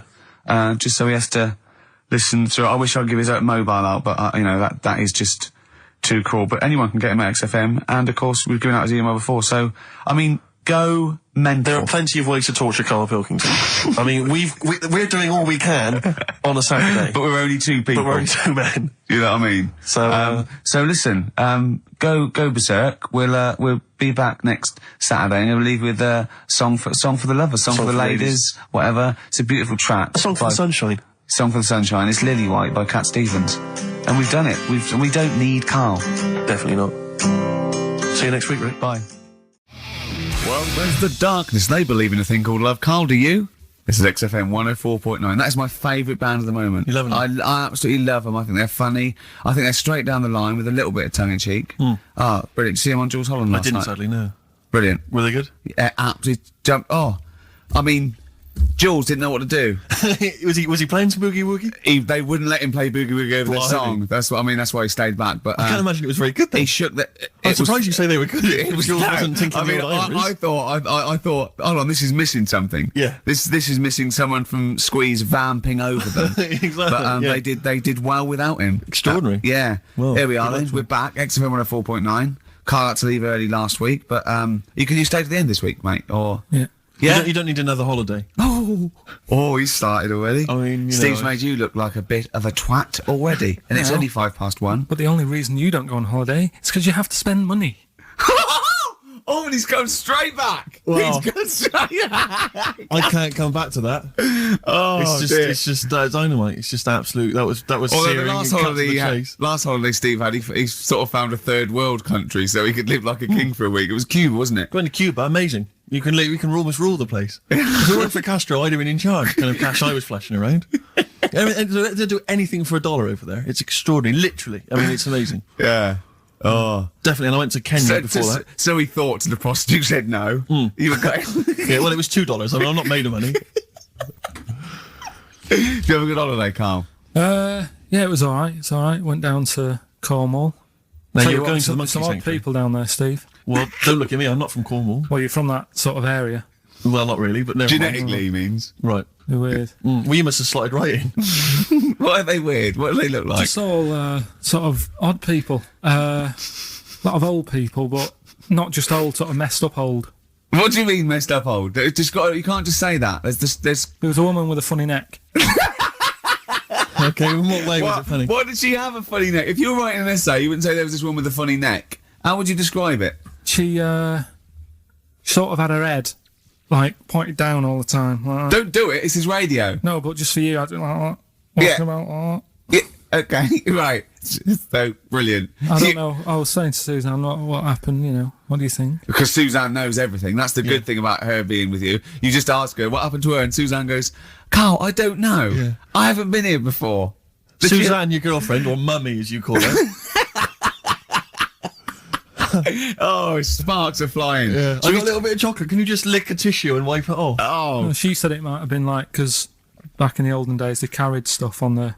The olden days? What do you mean the olden days? This woman was probably, what, 50? No, she looked about 70. Yeah. But like I do on Cheeky Freak of the Week, right? I always turn it round and we get like something good out Something of it. positive, yeah. I said to Suzanne, I bet she finds a lot of money. Always staring at the ground, yeah. Oh, So dear. it was always Oh. good. So, you're Maybe back? she just had new shoes and she was admiring them. Yeah. Did you think of that? Before you point the finger and judge? Or a necklace was too heavy. Exactly. So, you're back refreshed. So, what have we got for this week? Have we sort of... Because we didn't meet last night, which we usually meet No, sort I of Friday. called you and said it'd be good if we could. I wasn't getting back into London. Well, I was up till- for it. I was till up for it, 7:30, you know. but Yeah. but we all need to be there. It's not Yeah. just me and you being there. Yeah, so... Yeah. No, you're right. I mean, you're absolutely right that I wasn't there yet because I wasn't willing to just be governed by your particular schedule. You want to jet back in from another of your holidays It wasn't a at holiday. 8 o'clock. Wasn't a holiday. That Well, was, so what? You What were do you out mean? of town. Whoa. What do you mean it wasn't a holiday? What was it? it was a treat, wasn't it, for my mum and dad? So it wasn't a holiday. What, so you didn't enjoy the 5 days off? You'd rather have been here moaning 8 hours a day, 7 hours a day? You see, we said last week that you're always whinging. Here you are whinging now. I'm not And you're moaning. saying it's not even a holiday. You're saying it's not even a holiday. What was it then? Would like a nurse who take sick children to Florida? Would they say having a great holiday? Sorry, what particular ailment did your parents have for the week that they had to fly in? Karl Pilkington, MD. Yeah. What are you talking about? Well, all right, it was a holiday. Well then, good. Now some honesty, now some truth. So you came back from your holiday. You wanted to start back to work straight away. Steve couldn't be bothered to meet. Is that what you're saying? That's what I'm saying. So we've got nothing prepared for this. Well, you can rely on Rockbusters. Right, that's We've coming got up. nothing. Monkey News. got Even a though bit you of were some- away, you were still working. Still doing stuff. Did you go to That's- the Monkey Sanctuary? I'll tell you about that. Tell us about it. Play a record. Play a All tune. right. Do you want a Smashing Pumpkins? Smashing Pumpkins. Yeah, I thought an yeah, old yeah, classic yeah. from them, Cherub Rock. Yeah. Smashing Pumpkins, Cherub Rock. That, of course, Rick, is available on their greatest hits. Brilliant. If you want. I mean, that's how I rock. So Yeah. I know they.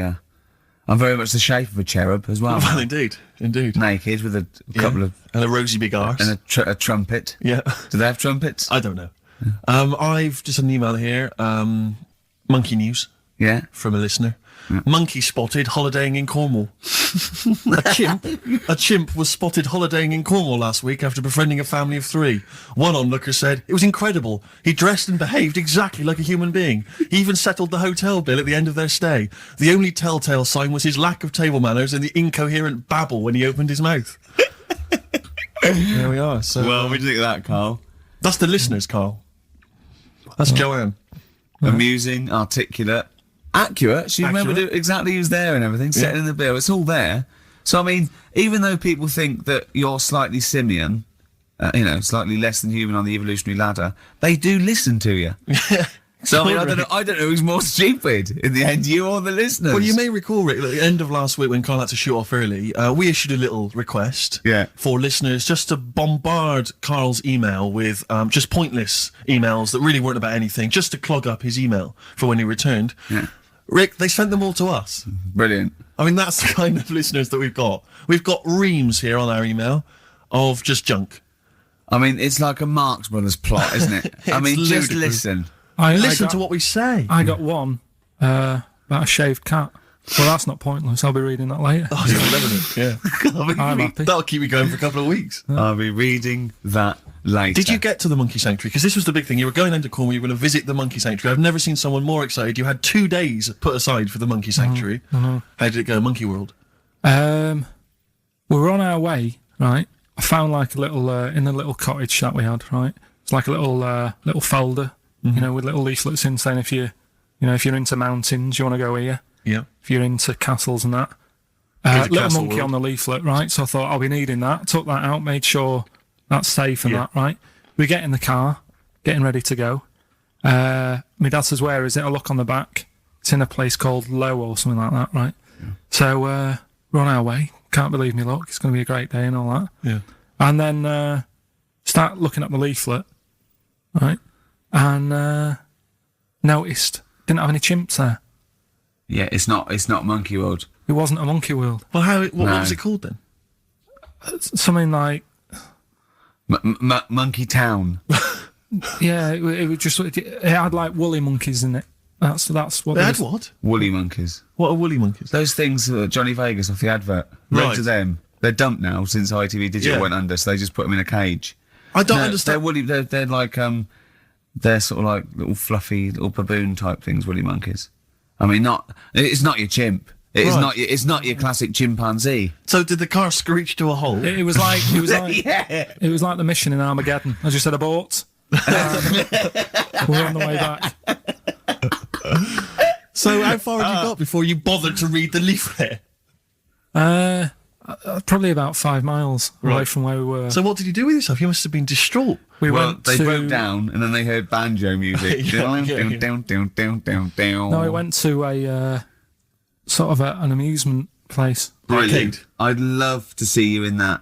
What with putting those coins in, so it has to roll down and they go flat, and then an arm pushes It them. was and one of them. Really? Well, I I'd worked it spent out as years a on that when I was little. Well, there's a new one. I can't be bothered explaining it, but it's a con. We went to this place, right? My mum and dad had been there before, and they said, you'll love it. It's brilliant. It's got like a war bit in it. A war bit, right? Yeah, like, because they know I'm into tanks and stuff. Yeah. So you'll be loving that. So sorry, I didn't know you were into tanks. No. Well, they're all right. Brilliant. It's gone from one of his childhood passions to they're all right. I know, yeah. Go on. And but it was awful. I mean, my mum and dad had been there before, and he said, "No, you'll love it." But Yeah. it was like a really miserable day. Sure. Right? All the rides and that were broke. Yeah. Broke. It just reminds you of Manchester. My dad just ended up. He was more interested. There was a really fat family there. Well, presumably he was breaking into the machines, trying to scoop off the cash. I like the fact that those poor fat family were going, why are those people looking at us? Yeah. Oh, do you want to ride one? No, but they we're not a ride. They were massive, and he just like, look at that, look at the state of that. The whole family.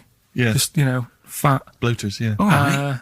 No, down. but because fat, there's no need for it, is there? And he was really like, oh God.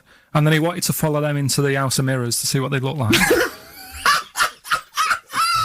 But my mum had got bored. She went off to buy a little Snow White figure. She couldn't believe her luck. It was only $2.99. Yeah. She thought it was going to be really expensive. Sure, so she she's bought classy one of lady.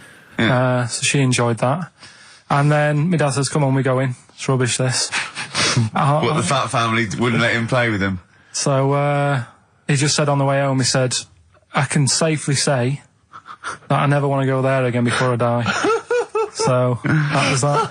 And then we went home. Why would he ever give you that information? In case it was like a secret birthday present. You go, oh God, what if they get me a trip to here? Or if he's in a coma and you go, I'll tell you what, I'll bring him out of it. That fat couple yeah. by his bedside. Yeah. But Suzanne said she now realises why I am the way I am after spending like a week with them. Well, She said- they told her that they dropped you on your head as a kid, or No, just like, the way they act and that. right? Yeah. They were saying things like, Suzanne, so, why is the moon out at night and the sun in the day? Oh, God. Yeah. Oh, God, there's 3 of them. Suzanne, can you tie my shoelaces again? It was the bit when my dad said, don't waste money on a coffin for him, just put him in a bin bag. Your father said that about himself. Yeah. Oh, that's a great idea. I'm glad you mentioned that because That is great. that gives me an idea. Saves a bit of money. My dog. Nelly, Ride With Me. That's featuring City Spud. I don't know if you're aware of that, but there we are. Good, nice summer tune. XFM. Carl, tell Steve what you just told me when Steve was in the toilet then. Right, I'd just been away with my mum and dad and that. And one of the things I always like doing is having a good chat with my dad about stuff he got up to when he was a kid and that. Yeah. Right, 'cause he got up to loads of stuff, and every time I see him, he tells me something, and I'm just like, why are you just telling me that now? It's brilliant. Yeah. Right? So, I mean, to me, he's kind of like Ronnie Biggs or someone. He's just the most extraordinary kind of. well, this happened. character. Right? I can't remember. There was a delay yesterday. There was problems on the Paddington line, and he was saying, "Oh, trains aren't what they used to be." Sure. He said, he said I was They used to be looking. horses, didn't they? Well, he was looking in the booklet, and it was saying how you can have your bags collected if you want, but it costs you £5. Yeah. So that's outrageous. Sure, of course. Right, so he said that's the problem with this country. We've got good with computers and that, but when it comes to like getting service, it's gone out the window. Yeah. Right? So he said when I worked on the trains, and he was going on like this, that and the other. So I said, oh, I didn't know you worked on the trains. He said, yeah, when I was 18, right, it was his job to get the coal, right, and chuck it in the engine. Uh-huh. Right? And one day he's he's in Grand Central Station in Manchester, which is now the GMX Centre. Right. Right? And that was like the main station. And he was in there. The fella who should have been sort of driving the train, right? He said, "Oh, I'm just nipping to the pub. Sure. So you just stay here, keep the engine topped up and stuff." Yeah. So he's like, "Yeah." For a quick getaway. Yeah. Right? So the fella goes in the pub, and my dad's in there, you know, putting the coal on. He did his bacon and eggs on a little shovel. Yeah, yeah. And anyway, fella comes up. He said, "Right, can you move the train forward now?" Oh, blimey. So he was like, "Oh." So he didn't want to say, "Oh, the fella's in the pub," because he'd know, he'd say, "What's he doing in the pub? He should be working," right? So he said, yeah, no problem, I'll sort it out. Right, so he puts it into gear, or whatever you do on them trains. Sure, right? puts it into first, yeah. Starts going forward. Now, people who don't know about trains, something that I learnt is if you're carrying a load of coal or whatever on the back of it, they don't have brakes on each carriage, right? It's only the engine that has brakes on it. So when you pull the brakes on the engine, the whole weight of what it's pulling is pushing you forward. Sure. Right? Yeah. So he doesn't realise this though, because he's just used to cooking bacon and eggs and chucking coal. Of course, and yeah. right? So you've got to slam the brakes on sooner than you would normally. Yeah. Well, you have to anticipate it, I suppose. Yeah. But he didn't know that, so he's pulling in, he's thinking, right, Well, he's I'll put the brakes on now. Yeah. Right? Puts the brakes on, the train just keeps going, he's going, oh god, it's not stopping. Sure. It ploughs right through the signal box. Right? Loads The of baboon damage. pulling the signals don't know what they're doing. Yeah. Loads of damage done. Apparently, if it was today's money, Yeah. it'd be about £3 to £4 million worth of damage. It shut the station off for 4 weeks. But he didn't lose his job. The fella had lost his job, the one who was in the pub. Yeah. He said the funny thing was, he said like £4 million worth of damage. He did his ankle, his wrist in. He had 3 weeks off sick and got paid. So it's brilliant. So I love your family. It's extraordinary. The Pilkington gene. weird, isn't it? I'd like to see a documentary following you and your family. You'd have to get the family involved. No, the sort of stuff my dad goes on about. They'd never put it on telly.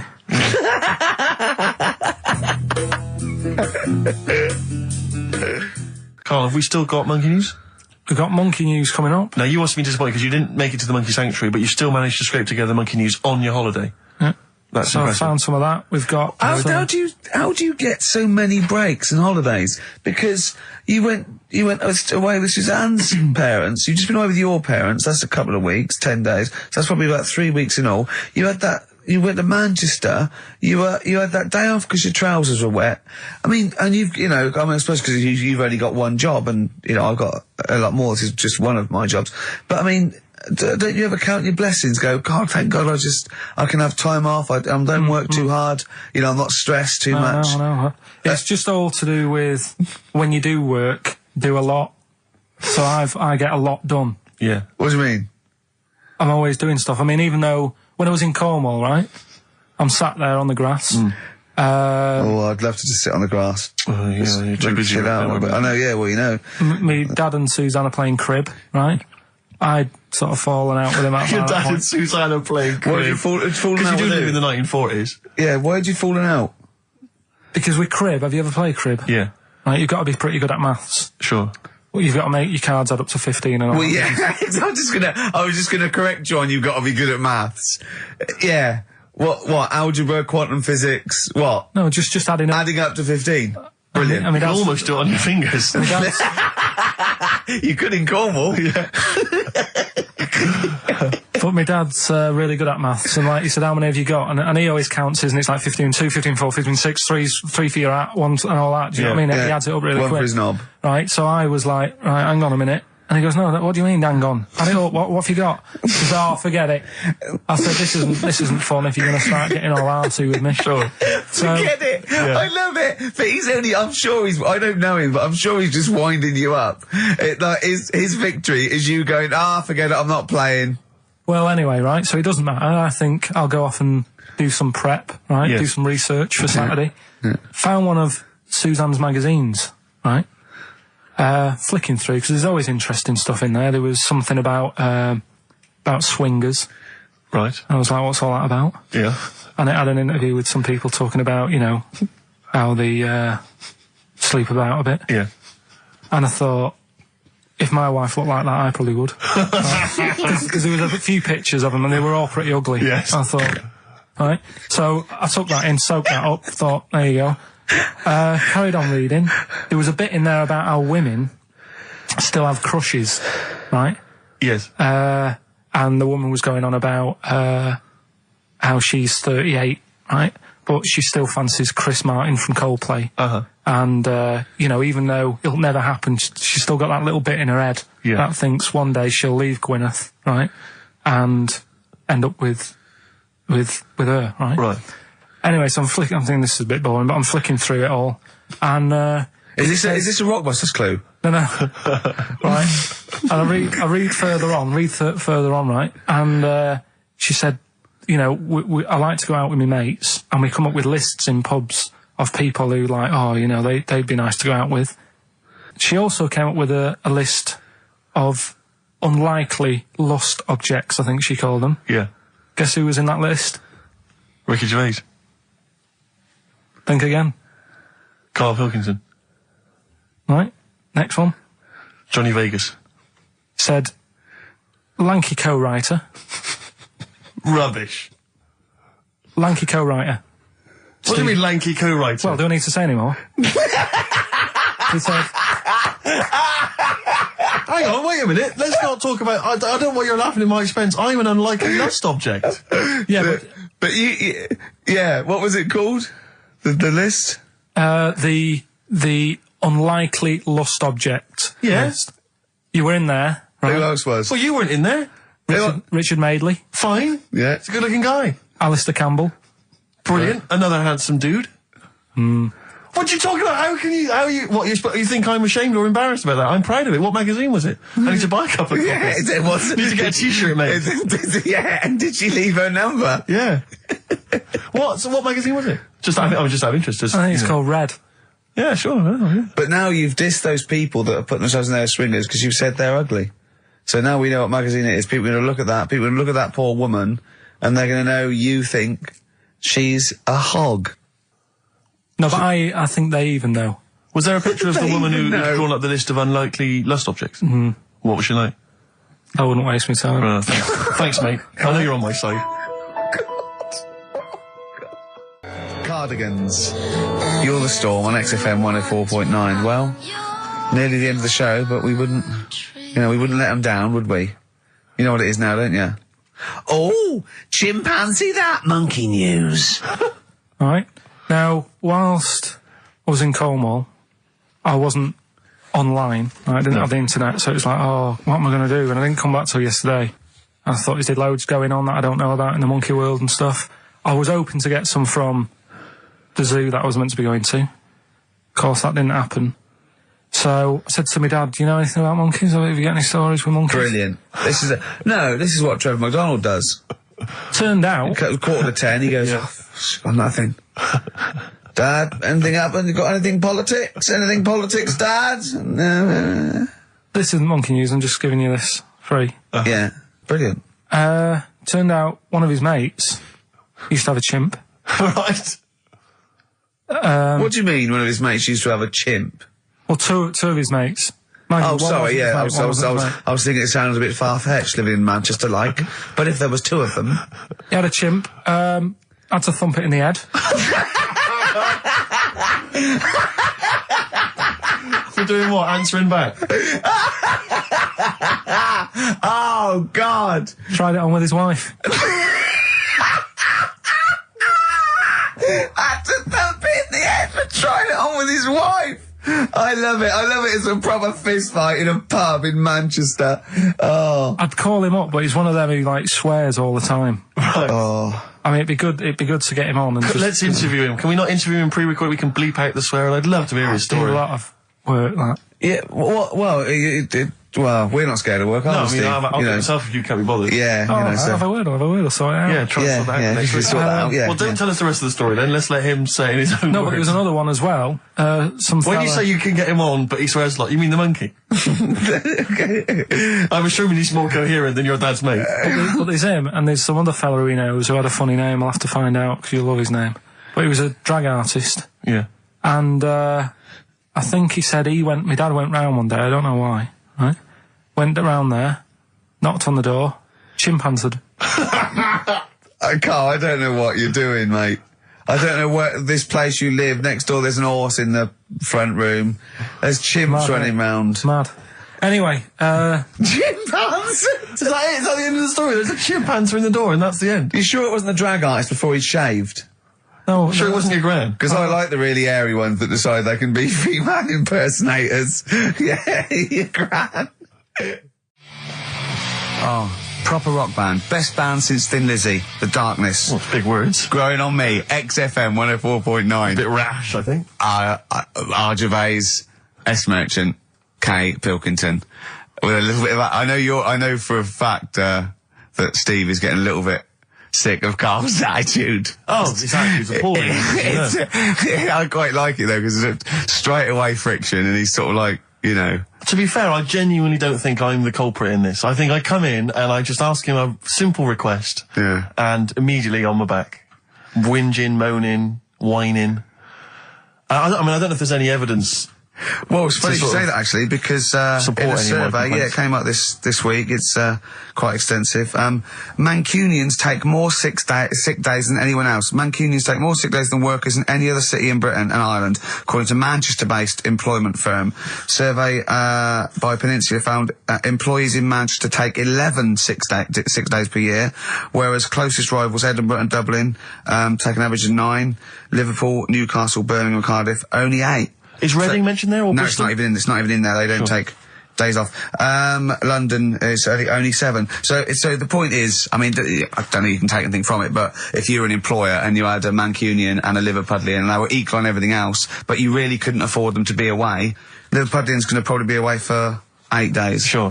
The Manc's going to be away for 11, phoning in sick. And So what can you, I mean, just Well, the point analysing the is data there, what would you extrapolate from that? I really don't know. I mean, call in if you've got any clues, or email us in if you've got any. I don't know why I think maybe, I don't know, Mancunians I don't really know many people from Manchester. Well, I only know one, but I know he was off sick because he put on wet trousers and he got You got a cold, I think. yeah, well, he just said he was, didn't come in for, he left early as well once. Yeah. But I don't know. I mean, that's the survey, I don't know. I mean, it's evidence because it's statistics, so there you It's go. guaranteed evidence that that's So, proof. any thoughts on that? Ricky.Gervais at xfm.co.uk. I mean, oddly enough, you're from Manchester, Carl. I am, What do you think? yeah, What are your funny, thoughts on that? on what, sorry? On the survey. Oh, wasn't really listening. Sure. Well, Mancunians take off more sick days. They call in sick. I mean, presumably spuriously. Yeah. I mean, because they've got the same body. They're biologically the same. So, They're obviously making up. They're lying. yeah, They're some whinging. of the days, maybe there's just the 3 extra they're making up. Yeah, they're moaning. Probably because we work a lot harder than the others, so we're tired, so you're sick, so you need time off. Probably. Seems Probably. unlikely. I mean, the Scousers, to be honest, yeah, take them on, let them work in your office. But you know how many computers are going to go missing? Right, that So offensive. is offensive. Right. This is a survey that proved you just made that up. You just carried on the myth that Liverpudlians thieve. Now that's not true. That is not true. Well, it's not. Well, some of them do. There's been no survey that you're more likely to thieve if you're from Liverpool than if you're in Manchester. So that hasn't been proven yet. So all I've got is the evidence from a survey of, I think, 3,500 people.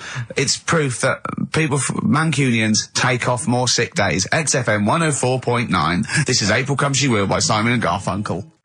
Brilliant. So, if you're from Manchester, sorry about that. I mean, it is true. We weren't making that up. We weren't doing a stupid stereotype like Carl did with Liverpudlians. It's just a survey that Mancunians take off more sick days. But they might be genuine. They might be sort of an iller people, or it might just be people who are in Manchester go, oh, I can't be bothered to go to work, it's rubbish. Whereas if you're in London, you go, I can't wait to go to work. Exactly. What a lovely place this is. And Some great jobs, don't you? great jobs, don't they? Jane's Addiction, Just Because on XFM 104.9, broadcasting from London, where people prefer to only be off sick when they actually are ill. Sure. Yeah, I don't think I've ever taken a day off sick. Except when I had that terrible tonsillitis. is that when you went home, stayed with your mum and dad? Yeah. Why is that a problem? No, it's bad for health. No, I'm not saying it's a It's problem. bad for health. Yeah, I've got a loving family. So sue me. What do you make of The antagonism and piss taking is just like, oh God, 3 blokes in a pub. There's people listening. I can't Are there? So what have we got? What have we got? It's 1:20. What have we got? We're on till 3. Well, we've been talking, we've been doing well, we've been playing some great rock and roll, we've been playing some lovely songs, we've told them, we've explained a survey, just for employees, be careful. Yeah. We've, put that out there, we put a shout out there, people know would you say it was probably safest, if you are an employer, to never employ Mancunians? Well, I wouldn't go that just a far. I general wouldn't go rule that of far thumb? because, you see, that's only an average. So I imagine some Mancunians, like, Londoners, are nice, reliable people. It's probably just a few bad eggs that throw the stats up a little bit. People that would go, I'm not coming in today, I'll put on some wet trousers. Sure. All right, stay in bed. Yeah. Stay in bed. Yeah. You still got them on?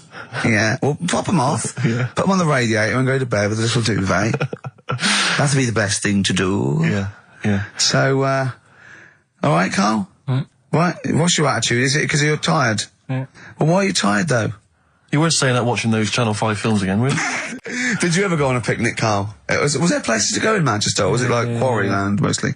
The problem with those adverts, like when I was growing up, they'd sort of give you ideas, because remember the Charlie's one, right? And we were on holiday, right? And I met these 2 lads who are knocking about with, like, mates and that. And that advert came on, and we thought it'd be a good idea to wind his mum up, because this advert had just been on saying, kids are going missing in Wales, right? Yeah. So we said, oh, this will be a good laugh.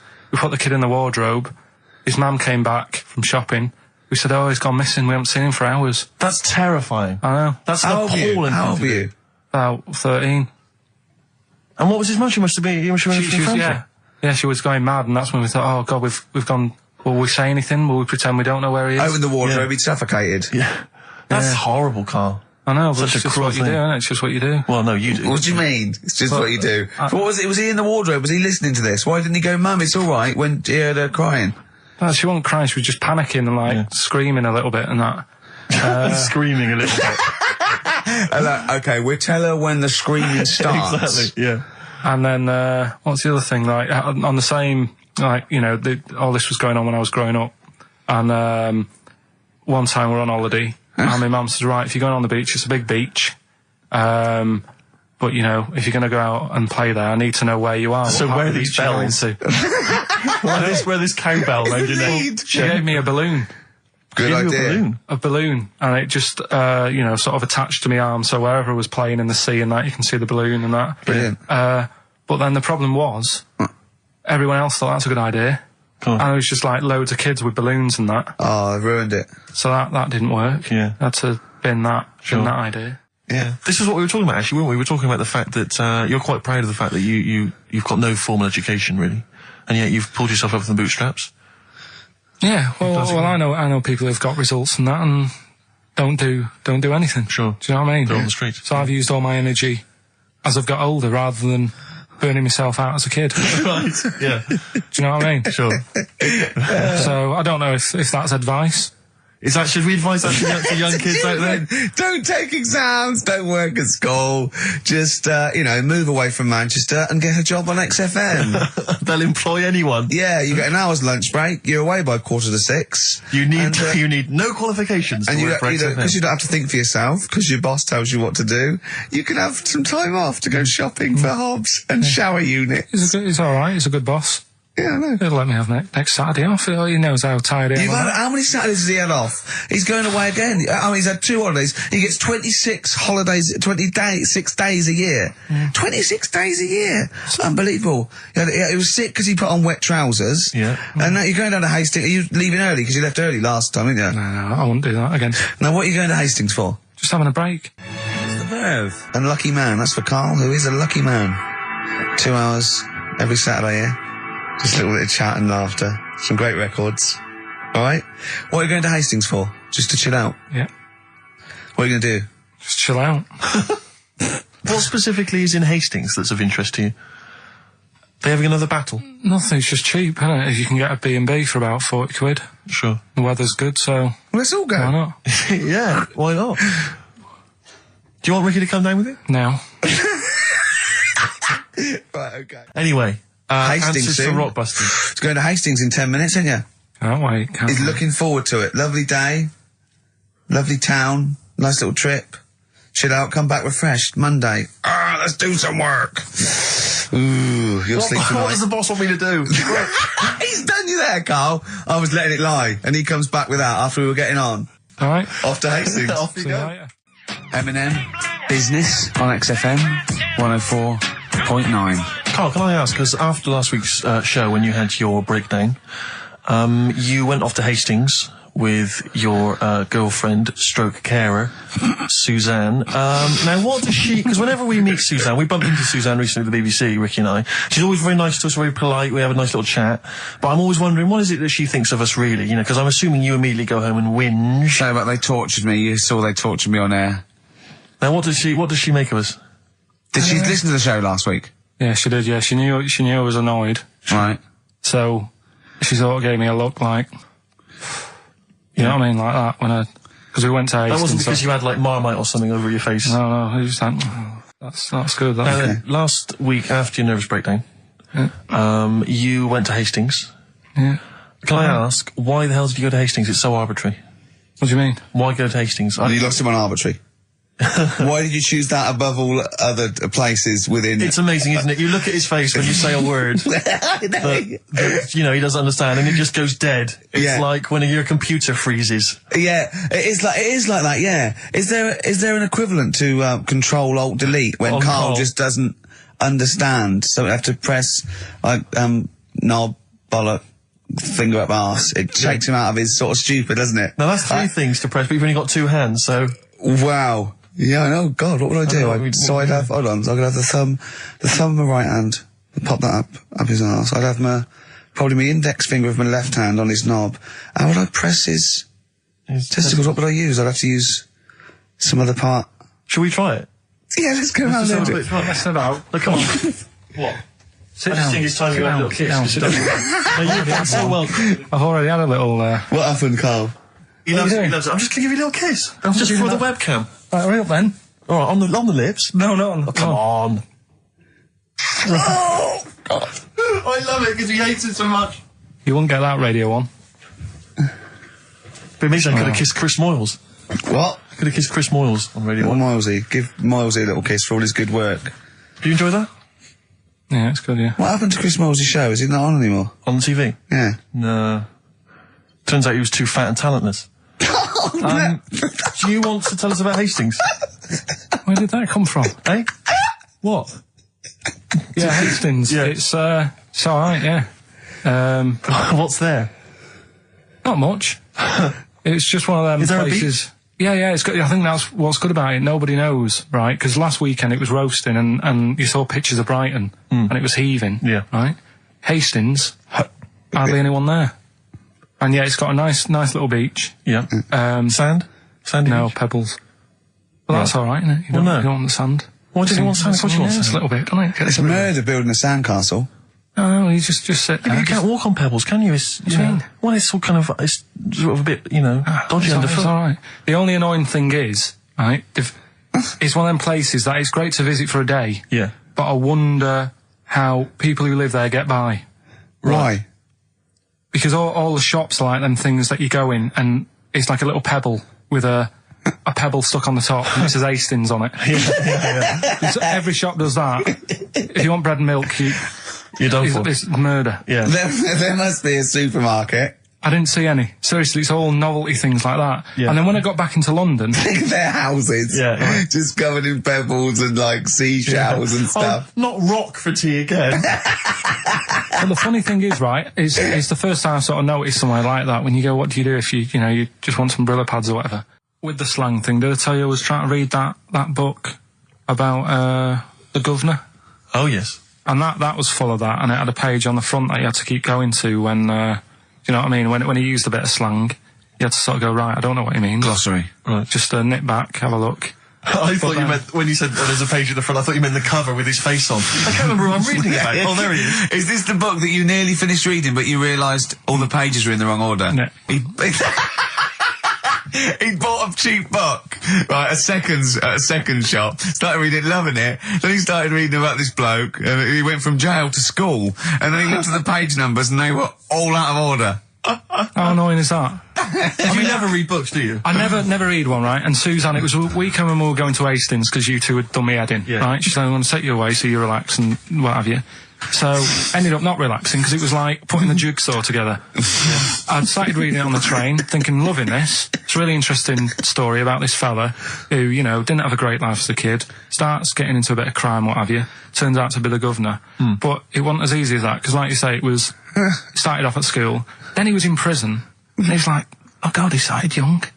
And then, next thing, he's like married, and he's like, hang on. He's like 12, and then he's had a heart attack, and then but I just thought it was part of the thing because I read chapter 1, and then it did say chapter 12, but I thought, right, it's like that sort of done in that stylish way that everyone's doing. What kind of a biography Look at that, it went starts there. messing with the medium? I was born in the East End. Take one onion, add some, this is But it's the idea that an East End villain's going to write his autobiography, but think, yeah, I'm just going to play with the form a bit. I'm going to get quite postmodern with this. No, but you know He's what I mean? barely able to write, probably. Yeah, Oh, but they you did it can say that about him, Steve. I wouldn't. I think he's an educated man. Go on, next, Carl. But yeah, just because it was like 2 for a tenner, that shouldn't be like, oh well, you know, you got a good offer. So No, that's rare. I'm sure the bloke selling it did not know that the page was out of order. Let's face it, Carl. You read it and didn't realise. Yeah. So you can't really blame him. You got almost half the way through before you realised. I know, Yeah. but anyway, you know. Still, that'll teach you, and that's put you off books for life, hasn't it? Well, I don't like getting into books now. I just read snippets of information. Play record. Play record. No, I was just going to tell you about a bit of information that I was reading. Okay. And I can't. Will we play a No, record? I got time for a bit of drivel before we play next tune. Well, I'd rather hear a tune and come back for drivel, because I think people are tuning in for drivel, so let's tease them. Okay. Let's have a record, then some absolute shite from Karl Pilkington. Excellent. Look forward to that. Roll Over DJ by Jet on XFM 104.9. I'm Ricky Gervais, with me Steve Merchant and Karl Pilkington. All right, Karl? Yeah. Bit miserable today, Karl. Let me explain why. Go on. Steve, and to you, the listeners. Well, we came in to a big bunch of stuff. Dropped off by, was it Becky from Marks and Spencer? Just like lovely stuff. Food, presents for the cat, books, just, you know, to Ricky and Steve.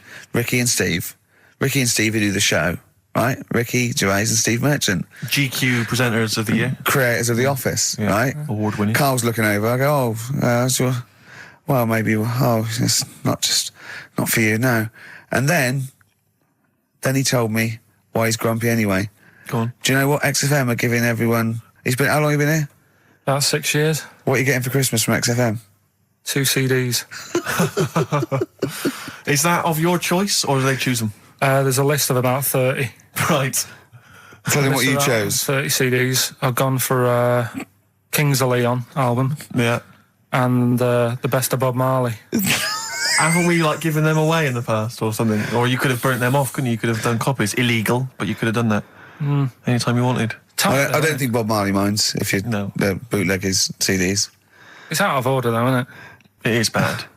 Although you Is do that get, always the case? Has it always been the truth of all the time you've been here? No, it has been better than this. yeah, although you do get paid quite well, and you do have an easier time. Yeah, but don't give me the CDs then. If it was a milkman, you don't go, I have 2 bottles of semi-skimmed. Happy Christmas. Yeah. That is a valid point. Do you know what I mean? You complained. Who is it who made this decision? Is There's it- no point. No point, is there? Why?